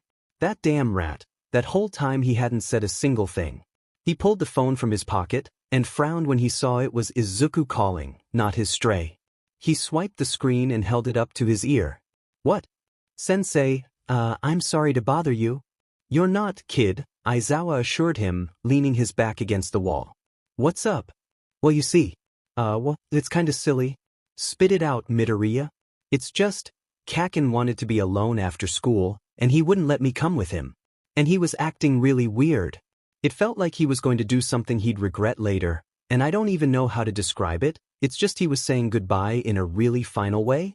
I'm sorry, I'm not saying it right, but like right before that, or I guess during it, there was a bunch of kids who were making fun of him and calling him names and bumping into him in the hallway. And you know how he is, he used to get really angry about stuff like that and he'd blow up or punch them or yell at them, but he didn't do anything. He's been getting so quiet at school and the other kids are getting louder about being mean to him and he's just letting them. It's not like Kakin and I'm really worried. I can't find him and I looked everywhere and I'm really Izuku. Aizawa snapped, he was already walking. Freak. I'm on my way. You did good calling me. I'll text you when I find him. Thank you, Sensei. Aizawa hung up and stepped faster as he turned on the tracking app he'd installed on his phone, then he cursed as he realized Kakin had somehow disabled it from his end. He quickly dialed a number. He said as soon as it picked up. I need a favor. Asterisk, asterisk, asterisk, asterisk. When Katsuki had been known as Overkill, he and Deku had a sort of tradition. There's this big-ass tower with this amazing view of the city. You could see nearly everything, the perfect place to start partal, to clear your mind, to have a private conversation, to just hang out. He and Deku had spent too many nights to count, up there on top of the world.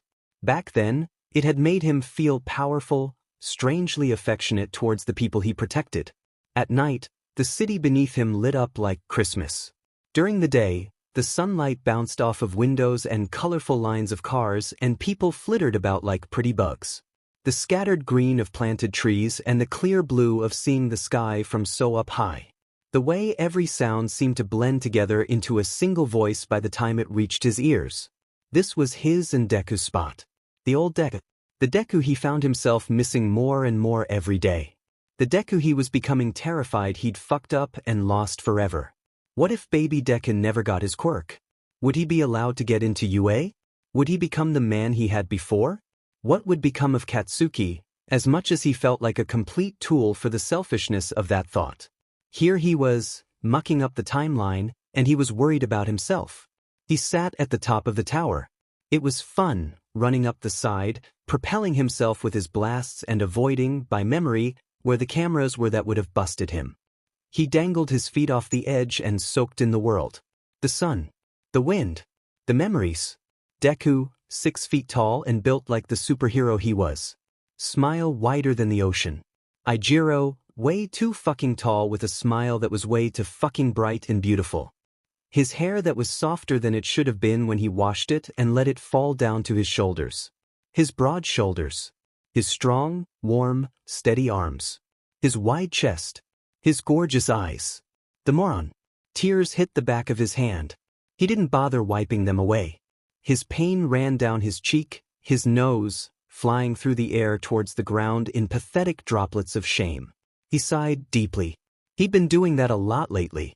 Just heaving out, like he was trying to expel everything that he was keeping shoved deep inside of him. Like the love he had for his past life. The life he might not ever get back.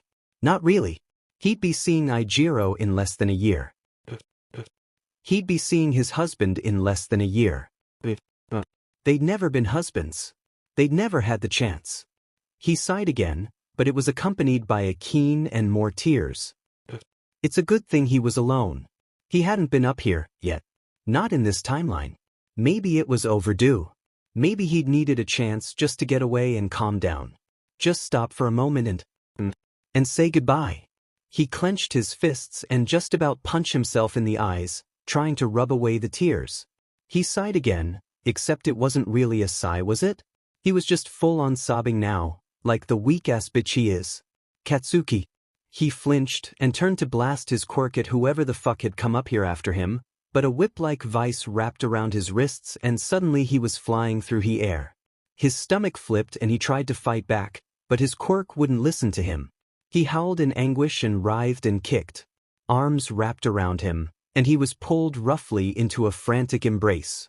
Black fabric, white scarf, a warm hug, a heartbeat pounding like a hummingbird's wings against his cheek. He could feel his teacher's rough stubble scraping against the side of his forehead, hands gripping the back of his shirt, the back of his hair, so tightly it hurt. "What the fuck do you think you're doing?" Aizawa's voice was a whisper, a rasp. "I'm not doing anything," Katsuki said, letting himself go limp. "Bullshit. Yeah, you are." Katsuki, blazing black eyes met tired, swollen red. Aizawa's stare slowly became infinitely more tender, a rough, calloused palm cupped Katsuki's cheek, still round from his youth. "You brat," Aizawa coughed, running a shaking thumb across Katsuki's cheek a couple times, back and forth, then pulled the boy closer. Katsuki let him. Together, they sat watching the moon rise and the sky turn dark and the city light up like Christmas. Katsuki wasn't stupid, he knew what his teacher was thinking. He just wasn't sure what to say that could possibly make it better. "I really wasn't gonna do anything, sensei," he said softly. "I swear." Trembling lips met his hairline. "I wish I could believe you, Kaken. Asterisk, asterisk, asterisk, asterisk. I don't want to go back to my school. Okay. Asterisk, asterisk, asterisk, asterisk." Aizawa took Katsuki to some testing center in another city. He spent the whole day there, speeding through exams and break periods and more exams while Aizawa waited with a small group of fretting mothers. At the end of the day, he was told he'd receive his results in 6 to 8 weeks. The next morning, Aizawa showed up at his house with a manila envelope with a fancy-looking certificate and the promise that Katsuki didn't have to go back to middle school. Instead, Katsuki hung out with Mrs. Midoriya and worked on assignments Aizawa gave him to keep him busy during the day while Izuku was at school. It was the perfect solution. Izuku would be alone, tense, worried, scared, just like he had been before. And he'd have to walk home alone in that state, because Katsuki would already be home waiting for him. It was perfect. Except Katsuki was counting down the days until he'd sneak out of the house, make his way to the inner city, and wait to become prey. 1 month. 2 weeks. 1 week. 3 days. 1 day. Not Katsuki called from where he was wrapping up his latest math worksheet from sensei. "What is it, honey?" "I'm gonna go get ice cream, I finished my school." Oh, Mrs. Midoriya looked worried, but like she didn't want to deprive him of a treat after he'd worked so hard on his homework. "Be careful, okay, Katsuki?" "Yeah." Katsuki slipped on his shoes. "Do you want ice cream?" His non-mom smiled gently. "No thank you, dear. I'm just fine. You go get your snack." Katsuki grunted and pulled on his jacket as he walked out the door. Then he booked it. Izuku had never realized how bad Kaken's school life must have been, how bad the bullies had gotten, until Aizawa-sensei gently informed Izuku that Kaken had tried to take his own life. Until Kaken had somehow tested out of his final year of middle school. Until Izuku was left to walk the halls of their school without Kaken acting as a kind of filter between him and the rest of the student body. The day Izuku had frantically called his teacher, Aizawa-sensei had unexpectedly visited he and his mother that evening. A few hours before that, Izuku had received a brief text saying that his teacher had found Kaken and was taking care of him. That was all. So, Izuku had tried to relax and convince himself that maybe Kaken had really just wanted to spend some time alone. But then Aizawa showed up and Izuku's heart climbed up into his throat. Aizawa-sensei's eyes were tinged with more red than normal, and his scarf was missing. His shoulders were slumped and he had to swallow several times before speaking. Aizawa had knelt down, in front of Izuku, his mother worriedly wringing her hands behind them, and wrapped his strong arms around him. Izuku, stiff and surprised since Aizawa usually only gave affection like this to Kaken. Not that Izuku was ever jealous, his Kaken needed all the hugs he could get, had felt his stomach turn and knew, instinctively, something that happened. "Is Kaken okay?" No, he wasn't. His teacher had spoken in a low voice, and, honestly, Izuku had a hard time remembering the exact words that had been used. All he could recall is that his mother had given a heartrending cry and covered her face with her hands, Aizawa didn't release him from the embrace for a long time, and that Kaken had tried to end his life. If Izuku hadn't called Aizawa when he did, or if Aizawa had found him even a minute later, Kaken might not be alive anymore. Izuku could have lost his best friend, and it was these monsters' fault. Izuku stalked to his classroom, head down and fists clenched. How dare they? How dare they? Did they not realize how harmful their words could be? How painfully their insults had landed? How deeply they had cut? Kaken, proud, strong Kaken, had found it to be too much. What had happened when Izuku wasn't looking? What hurt had Kaken been hiding? Izuku seethed at the unfairness of the world, filled with an anger he'd never felt before. It was Izuku who was quirkless. It was Izuku who was useless. It was Izuku who had braced himself for bullying that never really came. Why then was it Kaken who had suffered? Bright, brilliant Kaken with his incredible quirk? Sweet, affectionate Kaken who always tried so hard? Kaken should be admired for the amazing human being he is, not looked down at because of a few unordinary traits out of his control. That jerk is finally gone. Thank goodness, he was such an asshole. Watching those two gays made me sick. I can't believe they were always all over each other in public. What a weirdo. He probably dropped out. Yeah, he was such a moron. Seriously though. He was messed up in the head, wasn't he? I mean, probably. You saw how he acted. That faggot wasn't normal. Izuku gritted his teeth and tried to ignore the whispers. How dare they? How dare they? Asterisk, asterisk. Asterisk, asterisk. Izuku had avoided all of his acquaintances at school after the majority of them expressed some level of approval then Kaken was gone. Only a few of them were sympathetic, but not because they were sorry for Kaken. Rather, they were sorry for Izuku not having his bodyguard. How did no one see how amazing Kaken is? Izuku was glad that none of these people knew just how close to the edge Kaken had gotten. None of them deserved to know, they just turn it into a spectacle. He walked home alone from then on, hurrying to see Kaken. To see with his own eyes that his friend was okay. The first few days were terrifying for Izuku. He'd run home, breathing hard and sweating by the time he threw his door open. Normally, his mother would gently scold him for being so aggressive with it, but during those days she only smiled at him understandingly. Kaken, for his part, always looked mildly amused beneath the scarf given to him by Aizawa-sensei wrapped around his neck, accepting the following tackle hug with laughter and kisses pressed to Izuku's cheeks and forehead and nose. Kaken spent every moment with either Izuku's mom or Aizawa-sensei. At first, Izuku had been worried that Kaken would be angry at being babysat or something like that. But instead, Kaken seemed to soak up the extra affection. He liked to cook in the Midoriya kitchen with Inko, talking animatedly and throwing his arms around her waist with his toothy grin. He liked doing the dirty work and repair jobs around the house, being useful and getting rewarded with praise and hugs. When Aizawa hung out at the end of the day before he took Kaken to his own house, Kaken liked to sit between Inko and Aizawa, squished on their couch, always loudly chatting over whatever show was playing on the television. He was happier and louder and violent and crude in Kaken than he had been for a while now. Some days, present Mike, insert fanboy moment, would show up and take Kaken for walks, or to go get a snack, or on a field trip, so a museum or zoo or something. Izuku knew his best friend well enough to know that Kaken liked it best when present Mike and Aizawa both took him somewhere. Izuku had once come home to find Kaken missing, only to see him walking towards the apartment complex a few minutes later, standing between the two pros, hand in hand with both of them and a bright smile on his face. Mike was trying to convince the two others to let him wear a scarf, too.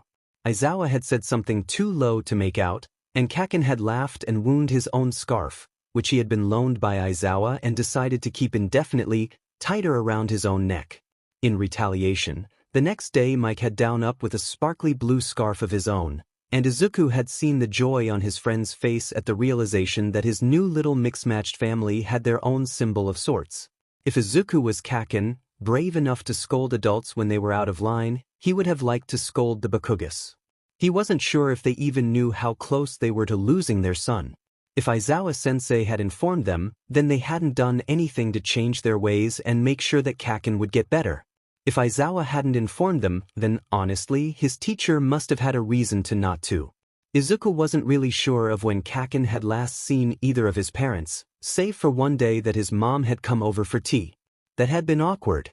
Izuku was somewhat disappointed, somewhat grateful, that Aizawa-sensei hadn't been there. But present Mike, call me Hizashi, was. The normally cheerful, friendly pro had been stone-faced and aggressive, though Mrs. Bakugo hadn't appeared to notice. She did, however, notice that her son enjoyed sitting on this strange man's lap or clinging to his arm. Unlike Izuku's own mother, who would have been confused and worried about her son being so openly affectionate. With some unknown grown man, never mind that Kaken isn't normally affectionate with anyone besides Izuku, even his own parents, Mrs. Bakugo had only laughed and teased Kaken, not recognizing Mike out of his uniform.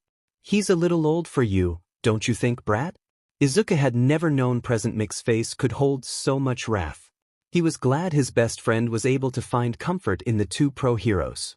Not to mention the relationship almost guaranteed Kaken's spot in next year's hero class. Izuku, on the other hand, he was still quirkless. No matter how capable he was in Aizawa-sensei's drills, he knew, deep down, that even hard work is nothing compared to innate talent that's been polished by hard work. Izuku would never compare to Kaken with his explosions. Not if he trained for 100 years.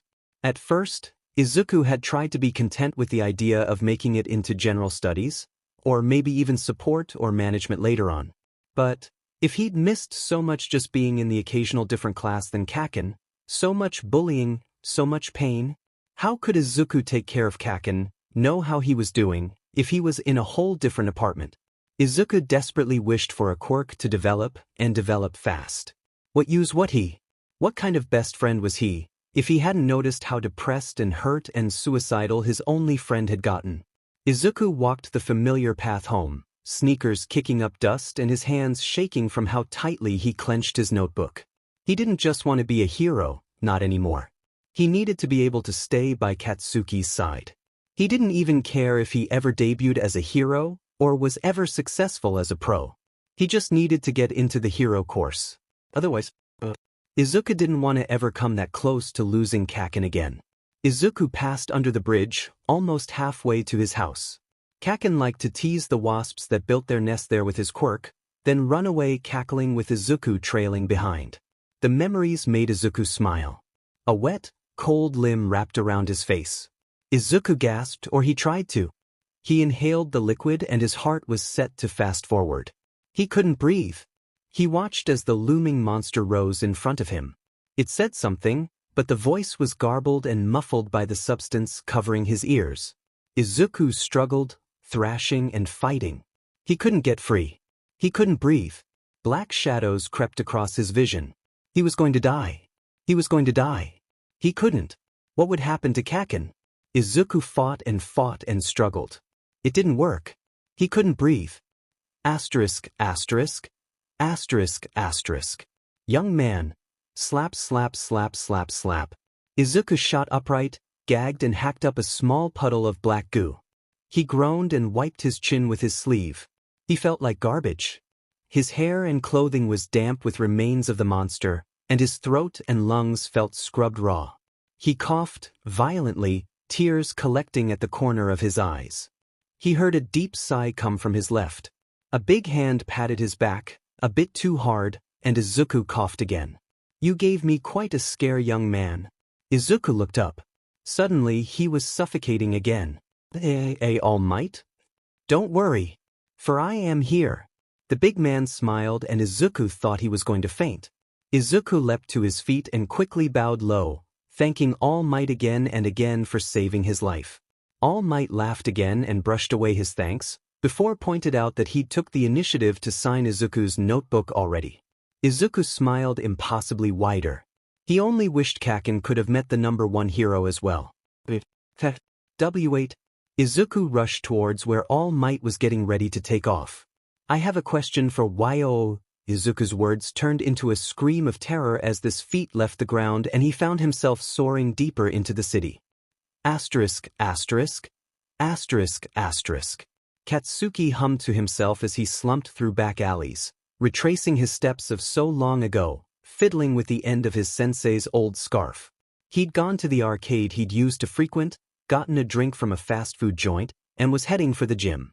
He was relatively certain he remembered where the attack had taken place. He only hoped that it was him who got caught again and not some random civilian. Someone might get hurt, otherwise. Katsuki kicked at litter and went over what had happened, absently reminding himself to not use his quirk so much this time. He'd rather devastated a large portion of the street. Then he conceded to himself that it might have been his excessive quirk use that had drawn so many pros' attention in the first place. As he threw mental arguments back and forth, he wandered deeper and deeper into the dark maze of alleyways. "You look like a strong puppet," said an oily voice. "Vigid, help me out for a minute, would ya?" Unlike last time, Katsuki let himself be absorbed by the monster, only fighting back when he had been completely enveloped and the villain had moved into a more open area. Boom.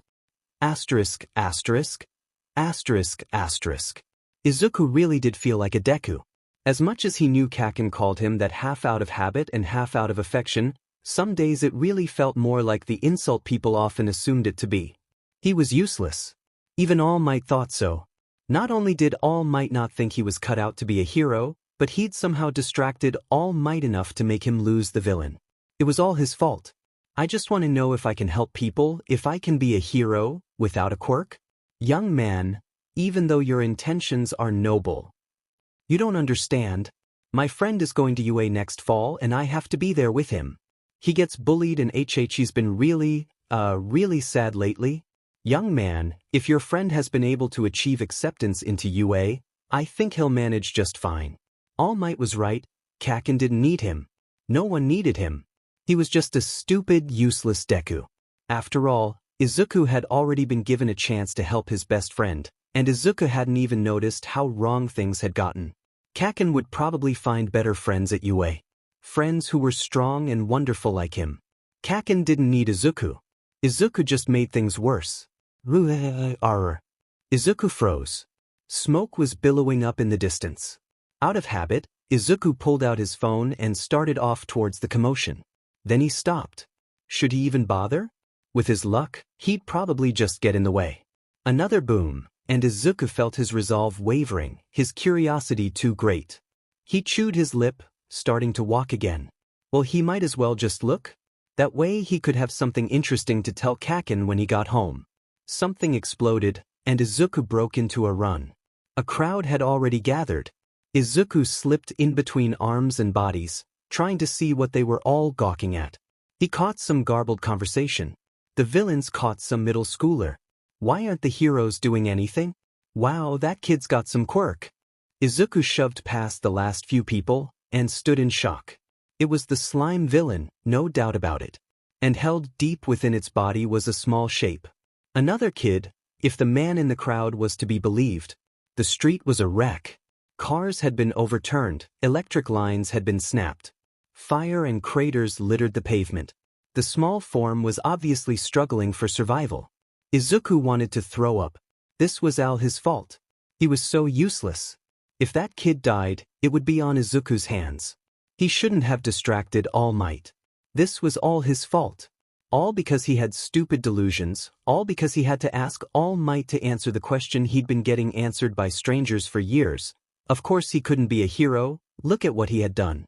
Tears started to fill Izuku's eyes, when the kid's face temporarily broke free from the slime and a familiar explosion cleared a hole in the villain's side for a moment. God no. Mentally, Izuku knew he should call Aizawa-sensei or even Present Mike. He should leave it to the heroes who weren't doing anything. But Kaken, his feet moved forward without his consent. Asterisk, asterisk, asterisk, asterisk. Aizawa was counting down the days until the next school year. He couldn't wait to be done with these idiots. He watched as his students pummeled each other, using the battle exercise as a chance to hash out their petty playground arguments. None of them, not a single one of them, had improved in technique. Sure, their quirks were more powerful and they understood the lingo, the theories, the strategies. Some of them did anyway. They sure acted like hero students. But isn't that just it? He wasn't there to train students. He was there to train heroes. These little kids didn't act like heroes. Every time he expelled on from their number, they'd shape up for a week or two, but then it was straight back to acting exactly as they had before. They weren't worthless, of course they weren't. He would have gotten rid of them if they were. They all had potential, but none of them were using it. Aizawa sighed and checked his phone. A text from Hizashi asking about this kid's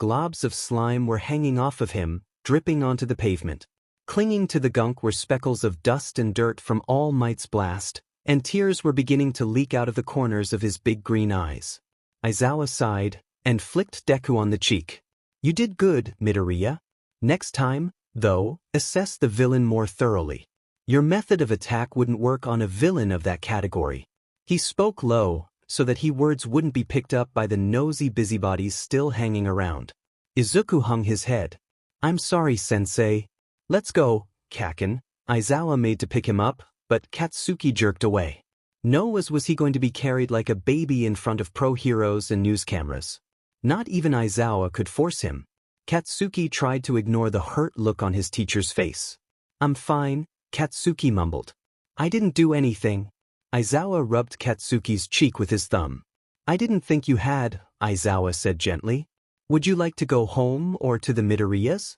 Katsuki was about to protest and say that he didn't need to be coddled like that he was fine with going to his parents. But then he realized if he chose that option, Deku wouldn't be alone for All Might to approach. Katsuki was silent for a moment, taking in the many, many people around him and the loudness of the crowd and sirens and the feeling of the everything bearing down on him.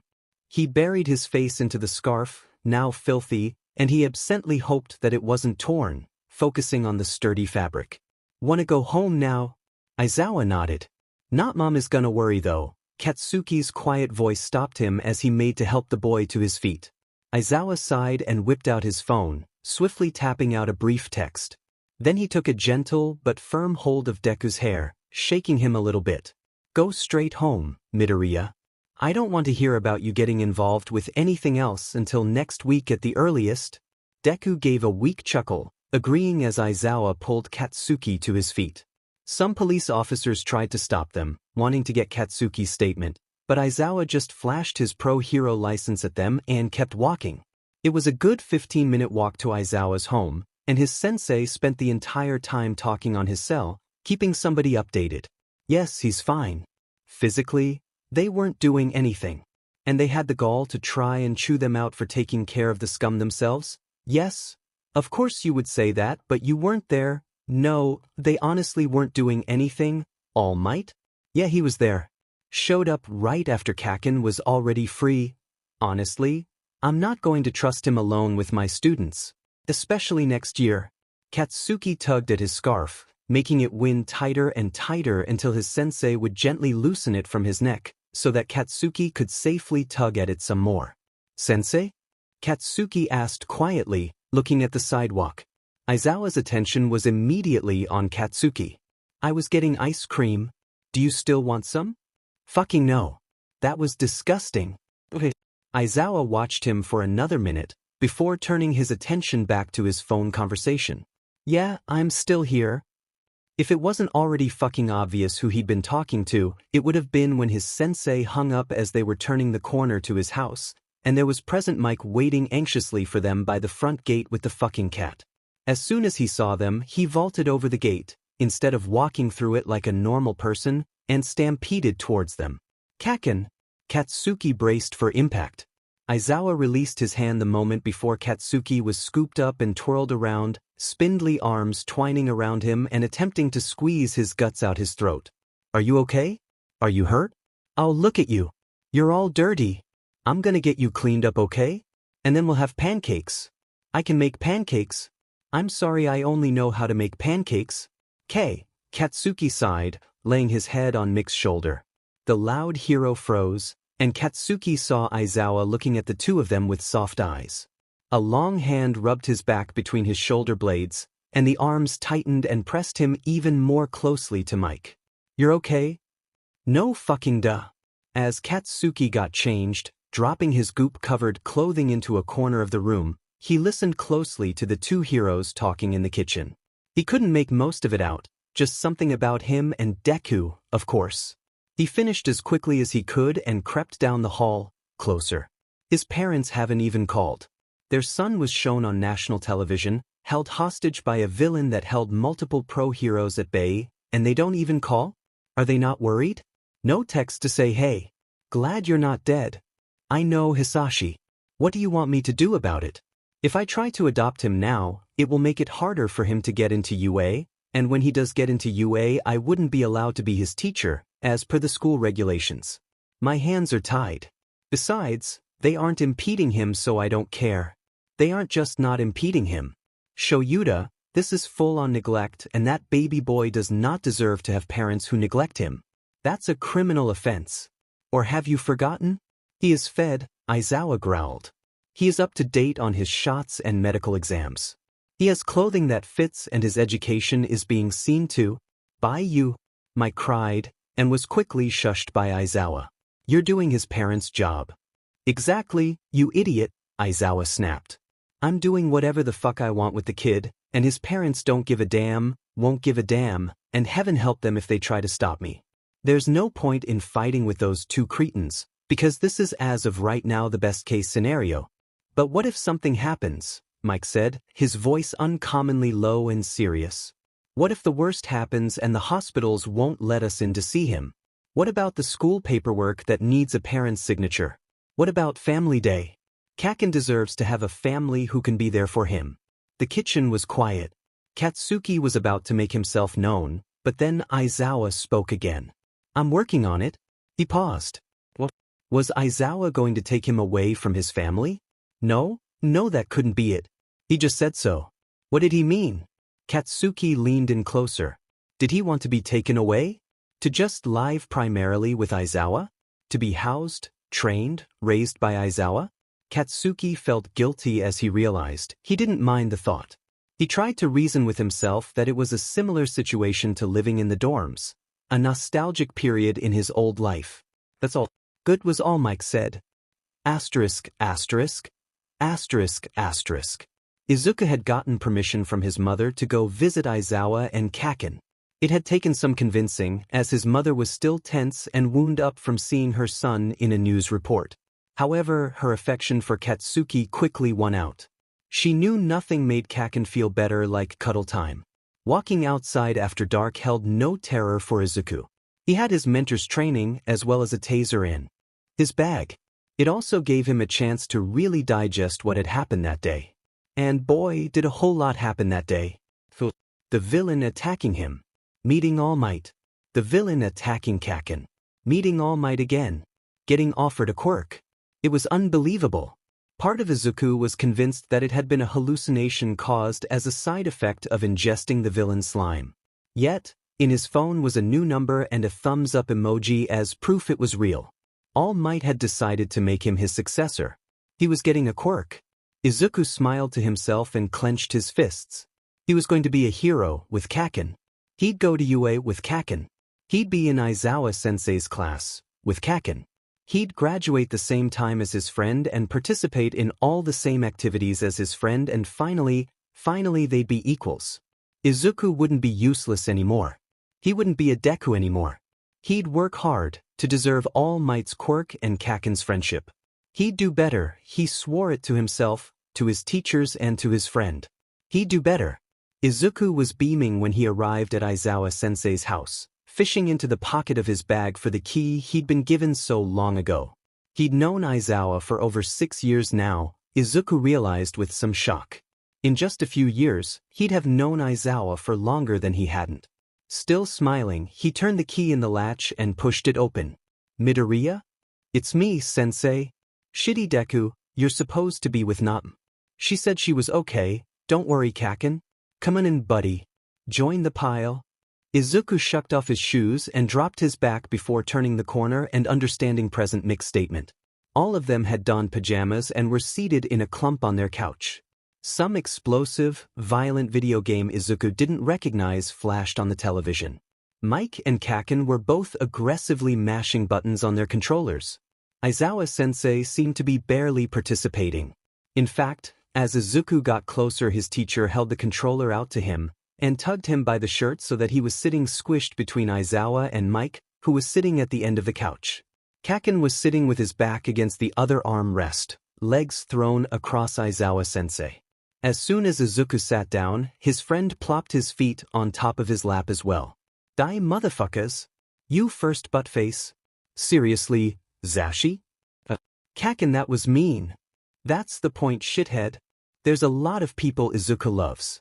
He loves his mother with a level typically reserved for heroes. His hard-working mother, who has sacrificed so much for his sake, and who treats his Kaken like her own son. He loves Aizawa, who went out of his way to care for and about both Izuku and Kaken, who took great pains to make sure they both have everything they needed and will need for the future, who acts indifferent but cares so deeply. He even loves present Mike, who had only come into his life recently but already cared for both him and Kaken so deeply and enthusiastically.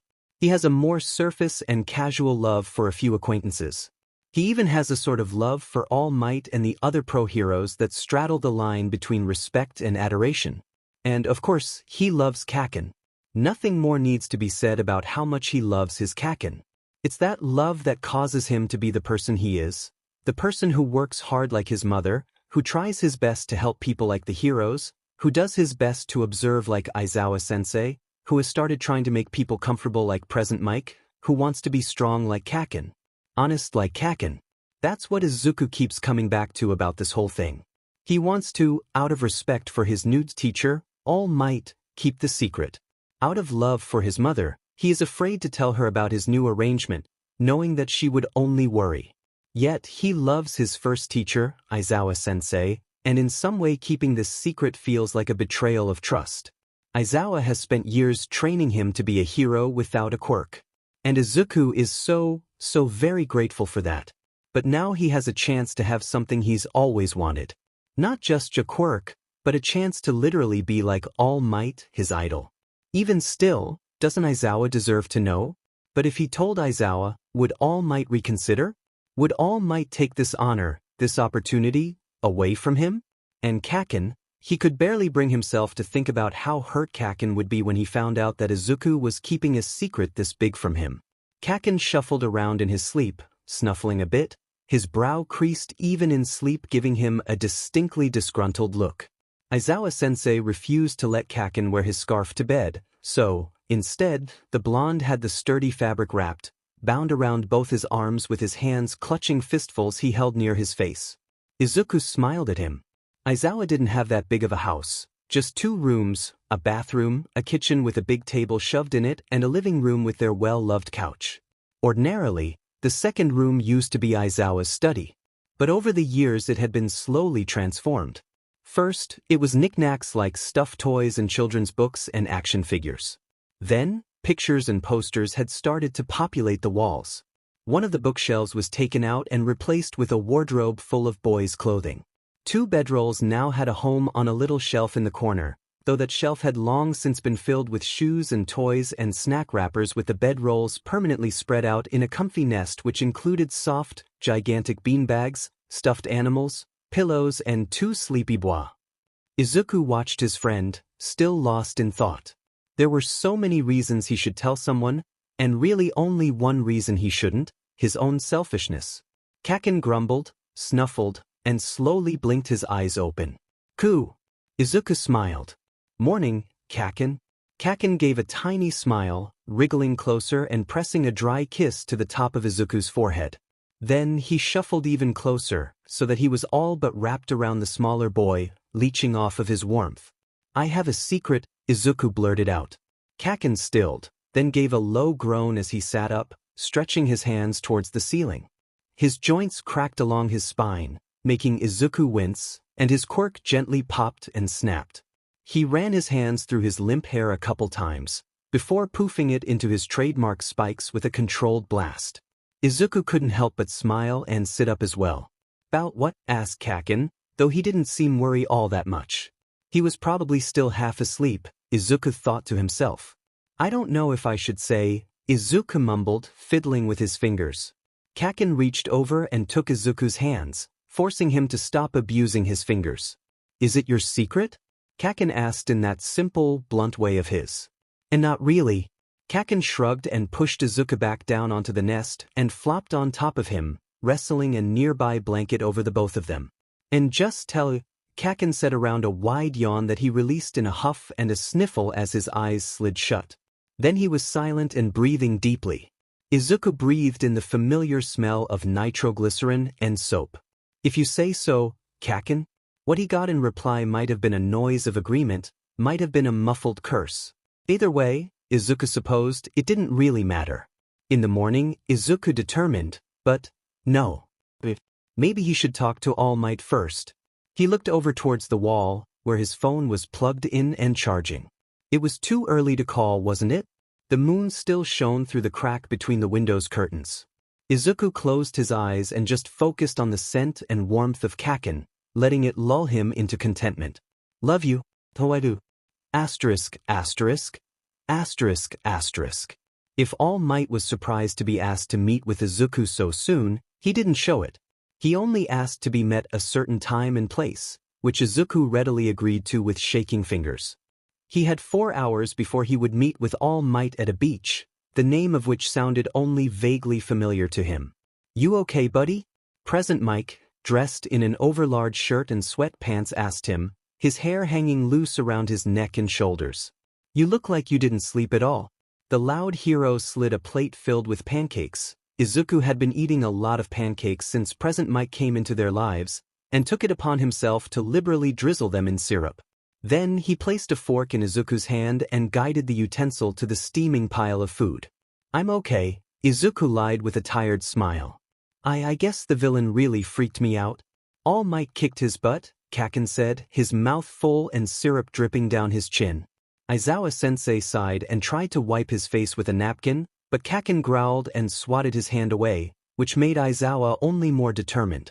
Izuku watched fondly as Aizawa pinned the other boy down in an almost vicious maneuver, before tenderly wiping away the syrup. Get the fuck off, you damn geezer. Kaken's palms were smoking. No quirks at the breakfast table, Present Mike said absently as he served himself. But Kaken's right. He's been taken care of, and I hear you two did pretty well for yourself before All Might showed up. I almost died, Kaken said with an obvious, oblivious air of helpfulness. Aizawa flinched, but Izuku didn't think Kaken noticed. I threw my notebook at his face, Izuku added, trying to change the subject. At least I think it was his face. Where his eye was. You did well enough, Aizawa sighed, still watching Kaken with an unreadable expression.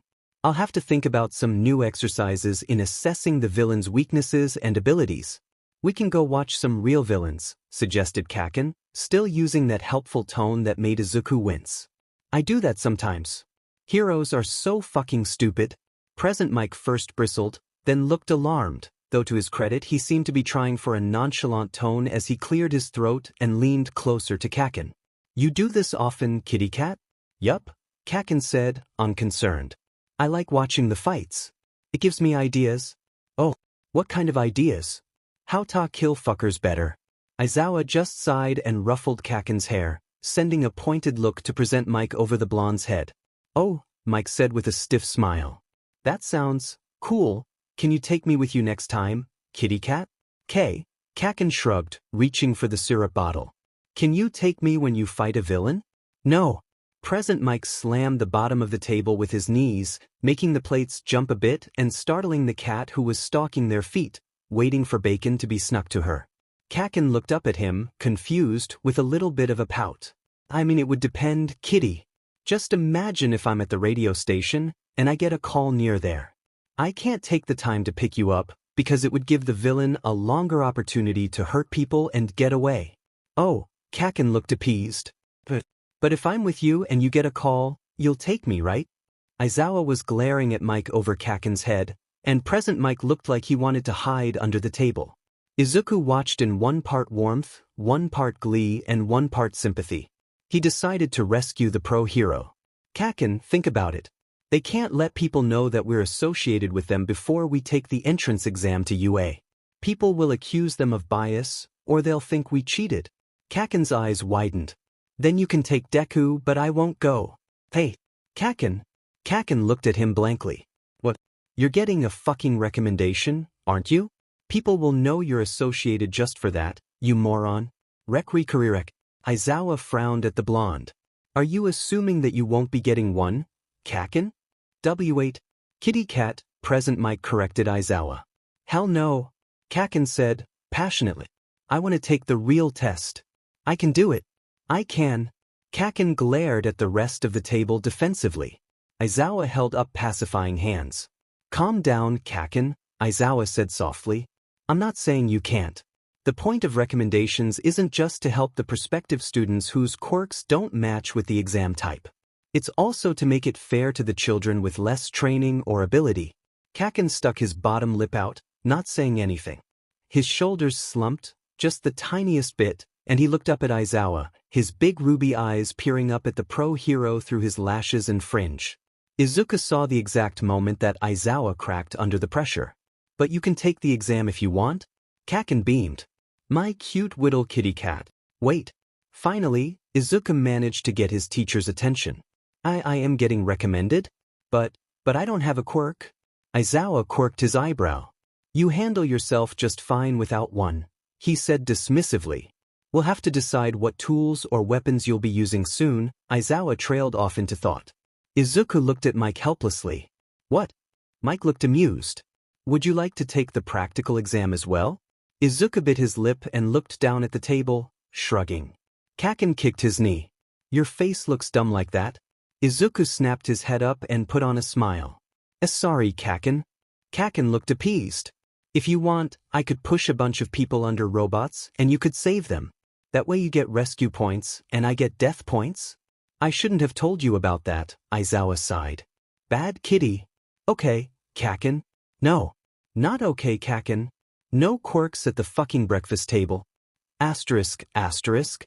Asterisk, asterisk. What? The emaciated form of All Might hacked up a dribble of blood. Izuku freaked out, dropping his backpack to the ground in order to dive into it in search of his tissue pack. Don't worry about it, young Midoriya, All Might sighed as he dabbed at his face with a handkerchief retrieved from his pocket. But, let me get this straight, you're already getting a recommendation for UA? I swear I only just found out. Izuku was sweating, holding up his hands like All Might was about to Detroit smash his face. I guess Sensei just assumed I would assume that I would get it just because I know him. He's giving it to you just because you know him? All Might asked, baffled. Izuku flinched and scrambled to backtrack. I mean, that's obviously part of it. But I guess he doesn't think I need a quirk? But I'm so very grateful that you decided to share your secret with me. It's just I felt as though I should tell you about the recommendation, but I also feel really guilty about not telling my teacher that I might be getting a quirk. Only, now, I understand if you're reconsidering me to be your successor because… Hold on, young Midoriya, All Might silenced him, holding up one long hand. Izuku snapped his mouth shut with an audible clanking of his teeth. I never said I was reconsidering. If anything, I'm relieved you're telling me about this rather than keeping it a secret for your own benefit. That fact that you felt compelled to tell the truth speaks volumes about your character. So I can tell Aizawa-sensei? Aizawa-kun? Asterisk, asterisk. Asterisk, asterisk. Aizawa doesn't hate that many people. It takes a whole lot for him to get angry in the first place. It just takes too much effort. Actually taking a step further and holding a grudge? Feeling hatred? Honestly, it just sounds like a waste of energy. But All Might, Aizawa might just have to make an exception. What? Aizawa gritted his teeth. All Might sunk down in the wooden chair at the table, like a disobedient schoolboy with his hands clasped between his knees. Aizawa-kun? What the fuck? Aizawa repeated calmly. Hizashi, Kaken and Izuku watched with wide eyes. Aizawa stood in front of the table, arms crossed and wrath thundering across his dark features. The four others were seated, chairs turned outward to face him. Honestly, Aizawa had hoped Zashi would take the kids somewhere else, so that Aizawa could get properly angry with All Might. Really show the dumbass just what it meant to mess with one of Aizawa's kids. Let me get this straight. You want to give him a potentially dangerous quirk, despite his body not having been naturally developed to handle it via a natural quirk, or having had his body trained specifically to handle it. A quirk which, according to you, the fate of the symbol of peace rests, the sarcastic air quotes made All Might flinch and quiver. I had planned to train him. All Might protested. What experience do you have as a trainer? Aizawa shot back. You've got scant few months to prepare his body for a possibly deadly change before the exam. Just what training did you have in mind? All Might blanched and began to mumble about diet changes and workout schedules, to which Aizawa scoffed. How about strength control? Any plans to incorporate discipline-focused exercises to help him handle the stress his body would be under? Or did you expect him to just learn from trial and error via blowing up his limbs? I'll train him. All Might jumped and turned in his seat to get a better look at Kakin, who had spoken up, saying his piece with all the solemn conviction of a monk. Just a glimpse at his explosive stray, with his serious red eyes and wild hair, was enough to take some of the wind out of Aizawa's sails. Zashi stifled a giggle. You'd probably do a half-decent job, Aizawa allowed. Fuck you, Kakin sneered good-naturedly. I do fantastic? Not now, Kakin, Izuku mumbled, trying to subtly kick his friend in the leg. All Might had originally protested to anyone but Aizawa being present, in order to preserve both his secret and his dignity. But Aizawa had been firm. If it had to do with one of the boys, both boys would inevitably find out eventually. Aizawa would have seen to it. Even now, however, he seemed confused as to why Kakin was there at all. Yes, now, Kakin kicked him back before Hizashi placed a gentle hand on the boy's leg, forcing him to stop. Sensei is smart, and Hizashi knows a lot about focusing big quirks, so they can train you instead of... He scrunched his nose and looked at All Might. Watch his face over there. All Might looked affronted, but Aizawa only softened more. Good idea, Kakin. Yeah, agreed Hizashi. But I need a better nickname, Kitty Cat. Aizawa snorted. I don't know. I thought it was clever. I admit, All Might said reluctantly. That might be the better option. I don't have experience in being a teacher, though I had planned to originally determine my successor through teaching a class at UA. Can I tell not, Mom? All Might looked alarmed. Young man, you mustn't tell anyone of my secret. Aizawa nodded in agreement. He's right. I'll tell her, so don't worry about it. Hey, Aizawa-kun. Asterisk, asterisk, asterisk, asterisk. There was much tears and hugs when Inko was told, and she slapped All Might at least once. All in all, it felt like a very successful day. Asterisk, asterisk, asterisk, asterisk. Yamada Hizashi had never had a big happy family. When he was born, he blew out both his parents' eardrums. They'd given him up for adoption shortly after. He'd bounced around, home to home until he was 13. By then, he'd been bitter at the world and hurtful with how he used his quirk, careful to never damage again, but not above talking just a bit too loud to make his point. Then, he'd been adopted by a crazy cat lady.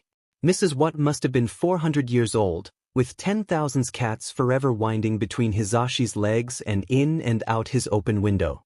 She was tiny, with spindly fingers and a croaking voice. She made the best tea and the worst burnt cookies. Her hair was long and crazy, and her static quirk made his own hair stand on end whenever she hugged him, which was often. She was deaf. He'd called her Granny Cat.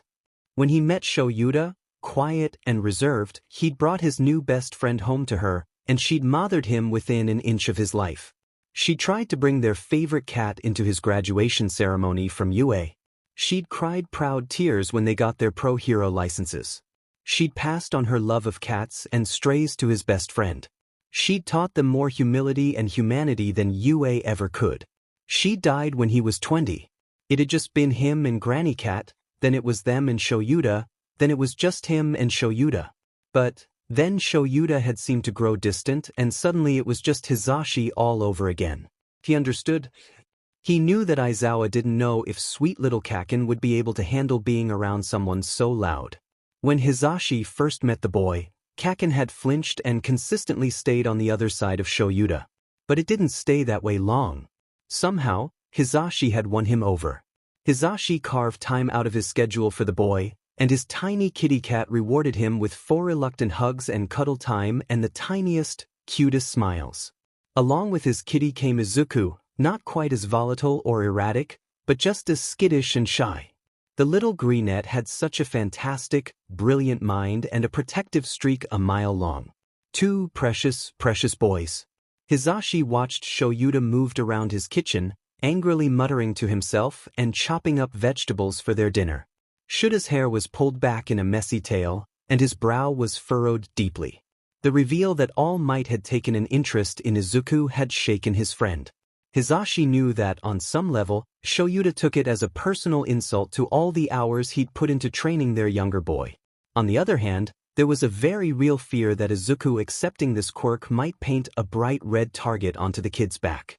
Hisashi rose and made his way over to Shoyuta, wrapping the smaller man in an octopus hug around his back, swaying them both side to side. Shoyuta sighed at him, but didn't pull away. "He'll be okay." Shoyuta scowled deeper. "I know," he snapped.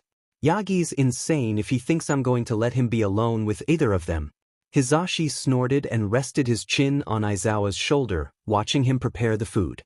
Slowly, tension eased out of the smaller hero's shoulders. "I'm surprised Kaken wasn't angry," Shoyuta confessed.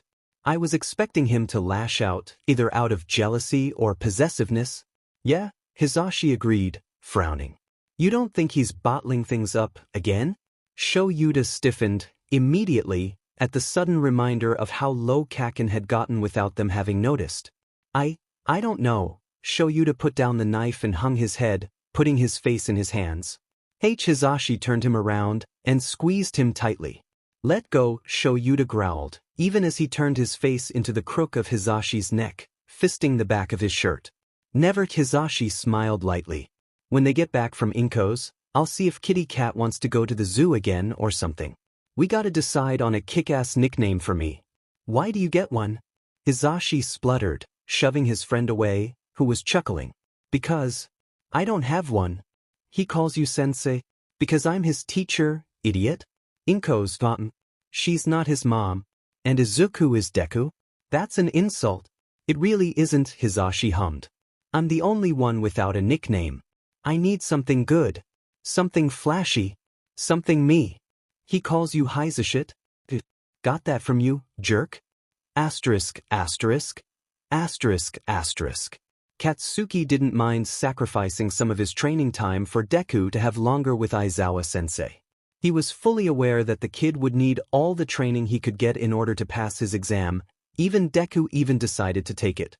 The nerd might decide to just get in on recommendation, now that he had 3 pros to root for him. Mentally, Katsuki patted himself on the back. The first hurdle was cleared. All he had to do was survive until the entrance exam and make sure Deku did the same.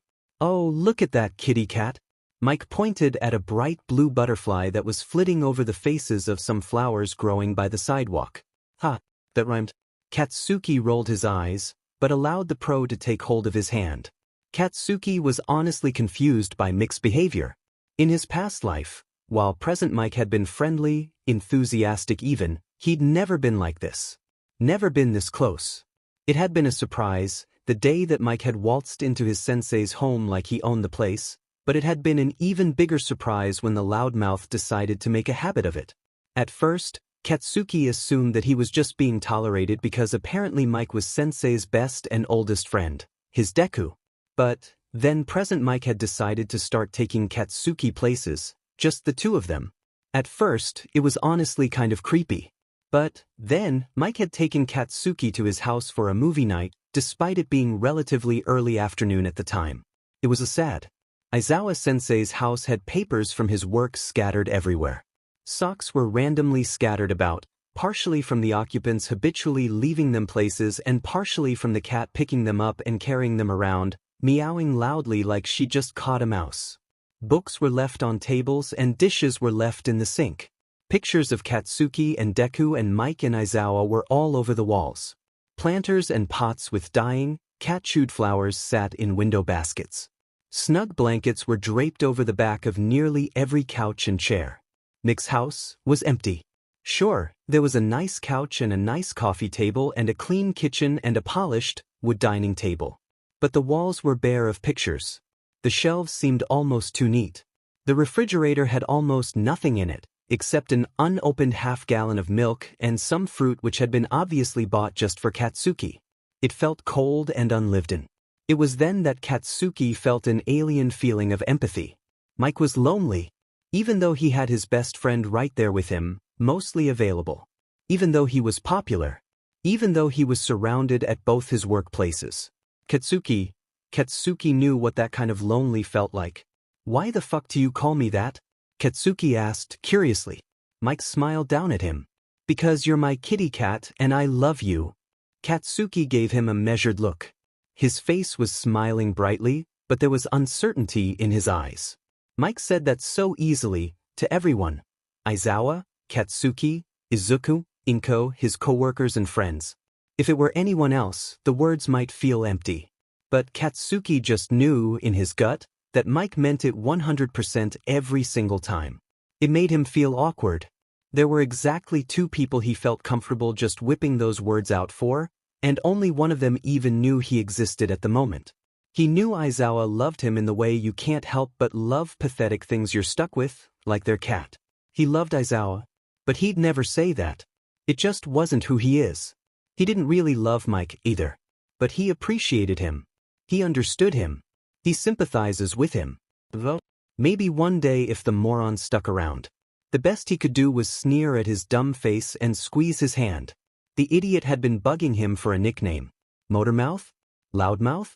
Frankenstein? No, had to be something more fitting than that. Something witty but sans a curse word. Present Mike, present Mike, present Mike. Papa Mike. Katsuki took another step and realized that the pro had stopped walking, mouth agape. What? Katsuki refused to feel embarrassed. I want a burger, he said, keeping his face level despite the vomit levels of kiddiness making him want to stick his fucking head in the dirt like a chicken. Oh wait, chickens don't do that. Ostriches do. Papa Mike. Why are you crying, you shithead? I'm just so happy. Asterisk, asterisk, asterisk, asterisk. Gotta have a name for Shoyuta, now, Mike said contemplatively, looking at his burger, fingering the sparkly blue scarf he now rarely ever left home without. He and Katsuki were sitting at a corner table at a fast food joint, ignoring the gawks of the other patrons as they slowly began to realize that a pro hero was in their midst.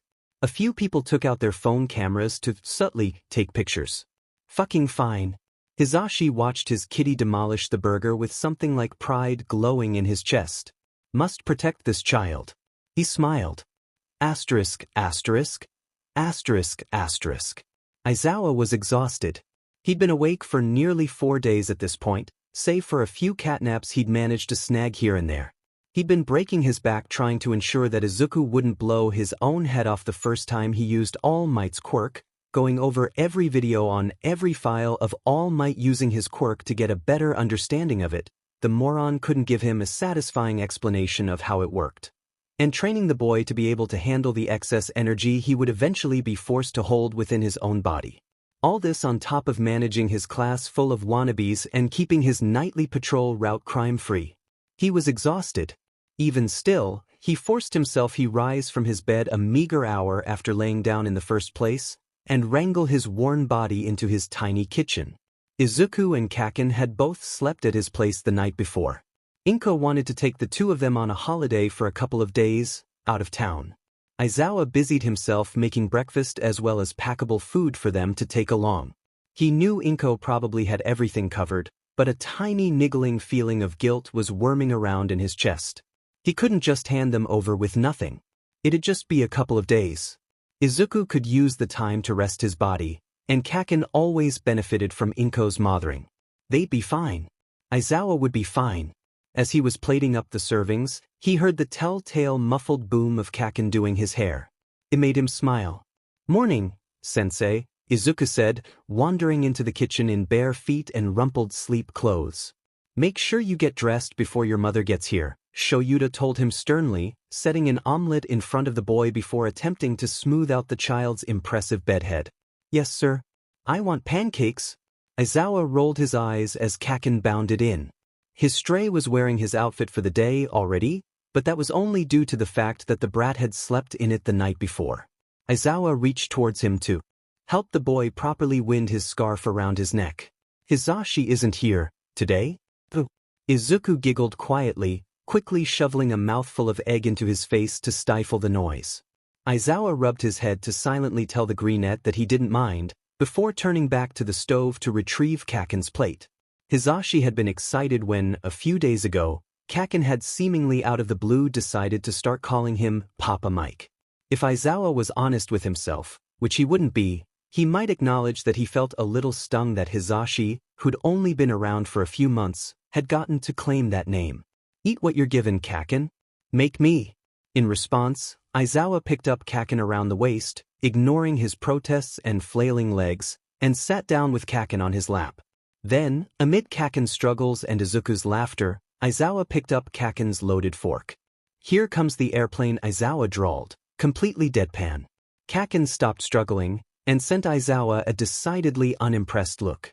Izuku on the other hand had completely lost it, fallen out of his chair and was rolling around on the floor.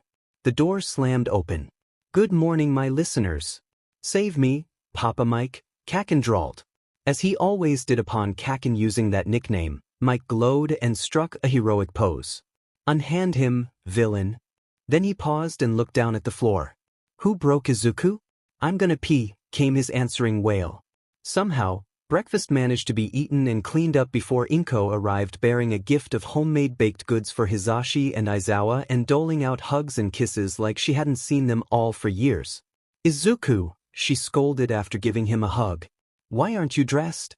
Izuku said with wide eyes as he dug around in his brain for an excuse.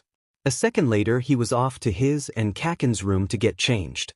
Inko sighed and shook her head, but she was laughing. "Thank you so much for letting him spend the night, Shoyuta," she said, laying a motherly hand on his arm. "If I didn't, Kaken would have thrown a fit." "I'll show you a fit, old man." "Down, kitty," Hizashi said absently. "You have everything you need? The hotel is all set up." "Oh," Inko replied. "We'll be staying with an old friend. They've got room in their house so we won't have to bother with hotels." Aizawa wanted to protest that staying in someone's home might be upsetting for Kaken, but in the end he bit his tongue. He wasn't Katsuki's father, and Inko had known the boy for far longer. He'd have to trust her to take care of him. He did trust her to take care of him. So, instead, he turned to the child in question. "You packed?" Kaken raised an eyebrow. "Oh. I'm completely unprepared for this trip we've been planning for 3 weeks. Hizashi snorted, but Aizawa lightly cuffed him over the head. "Oh," Kaken said politely in response. "I'm ready."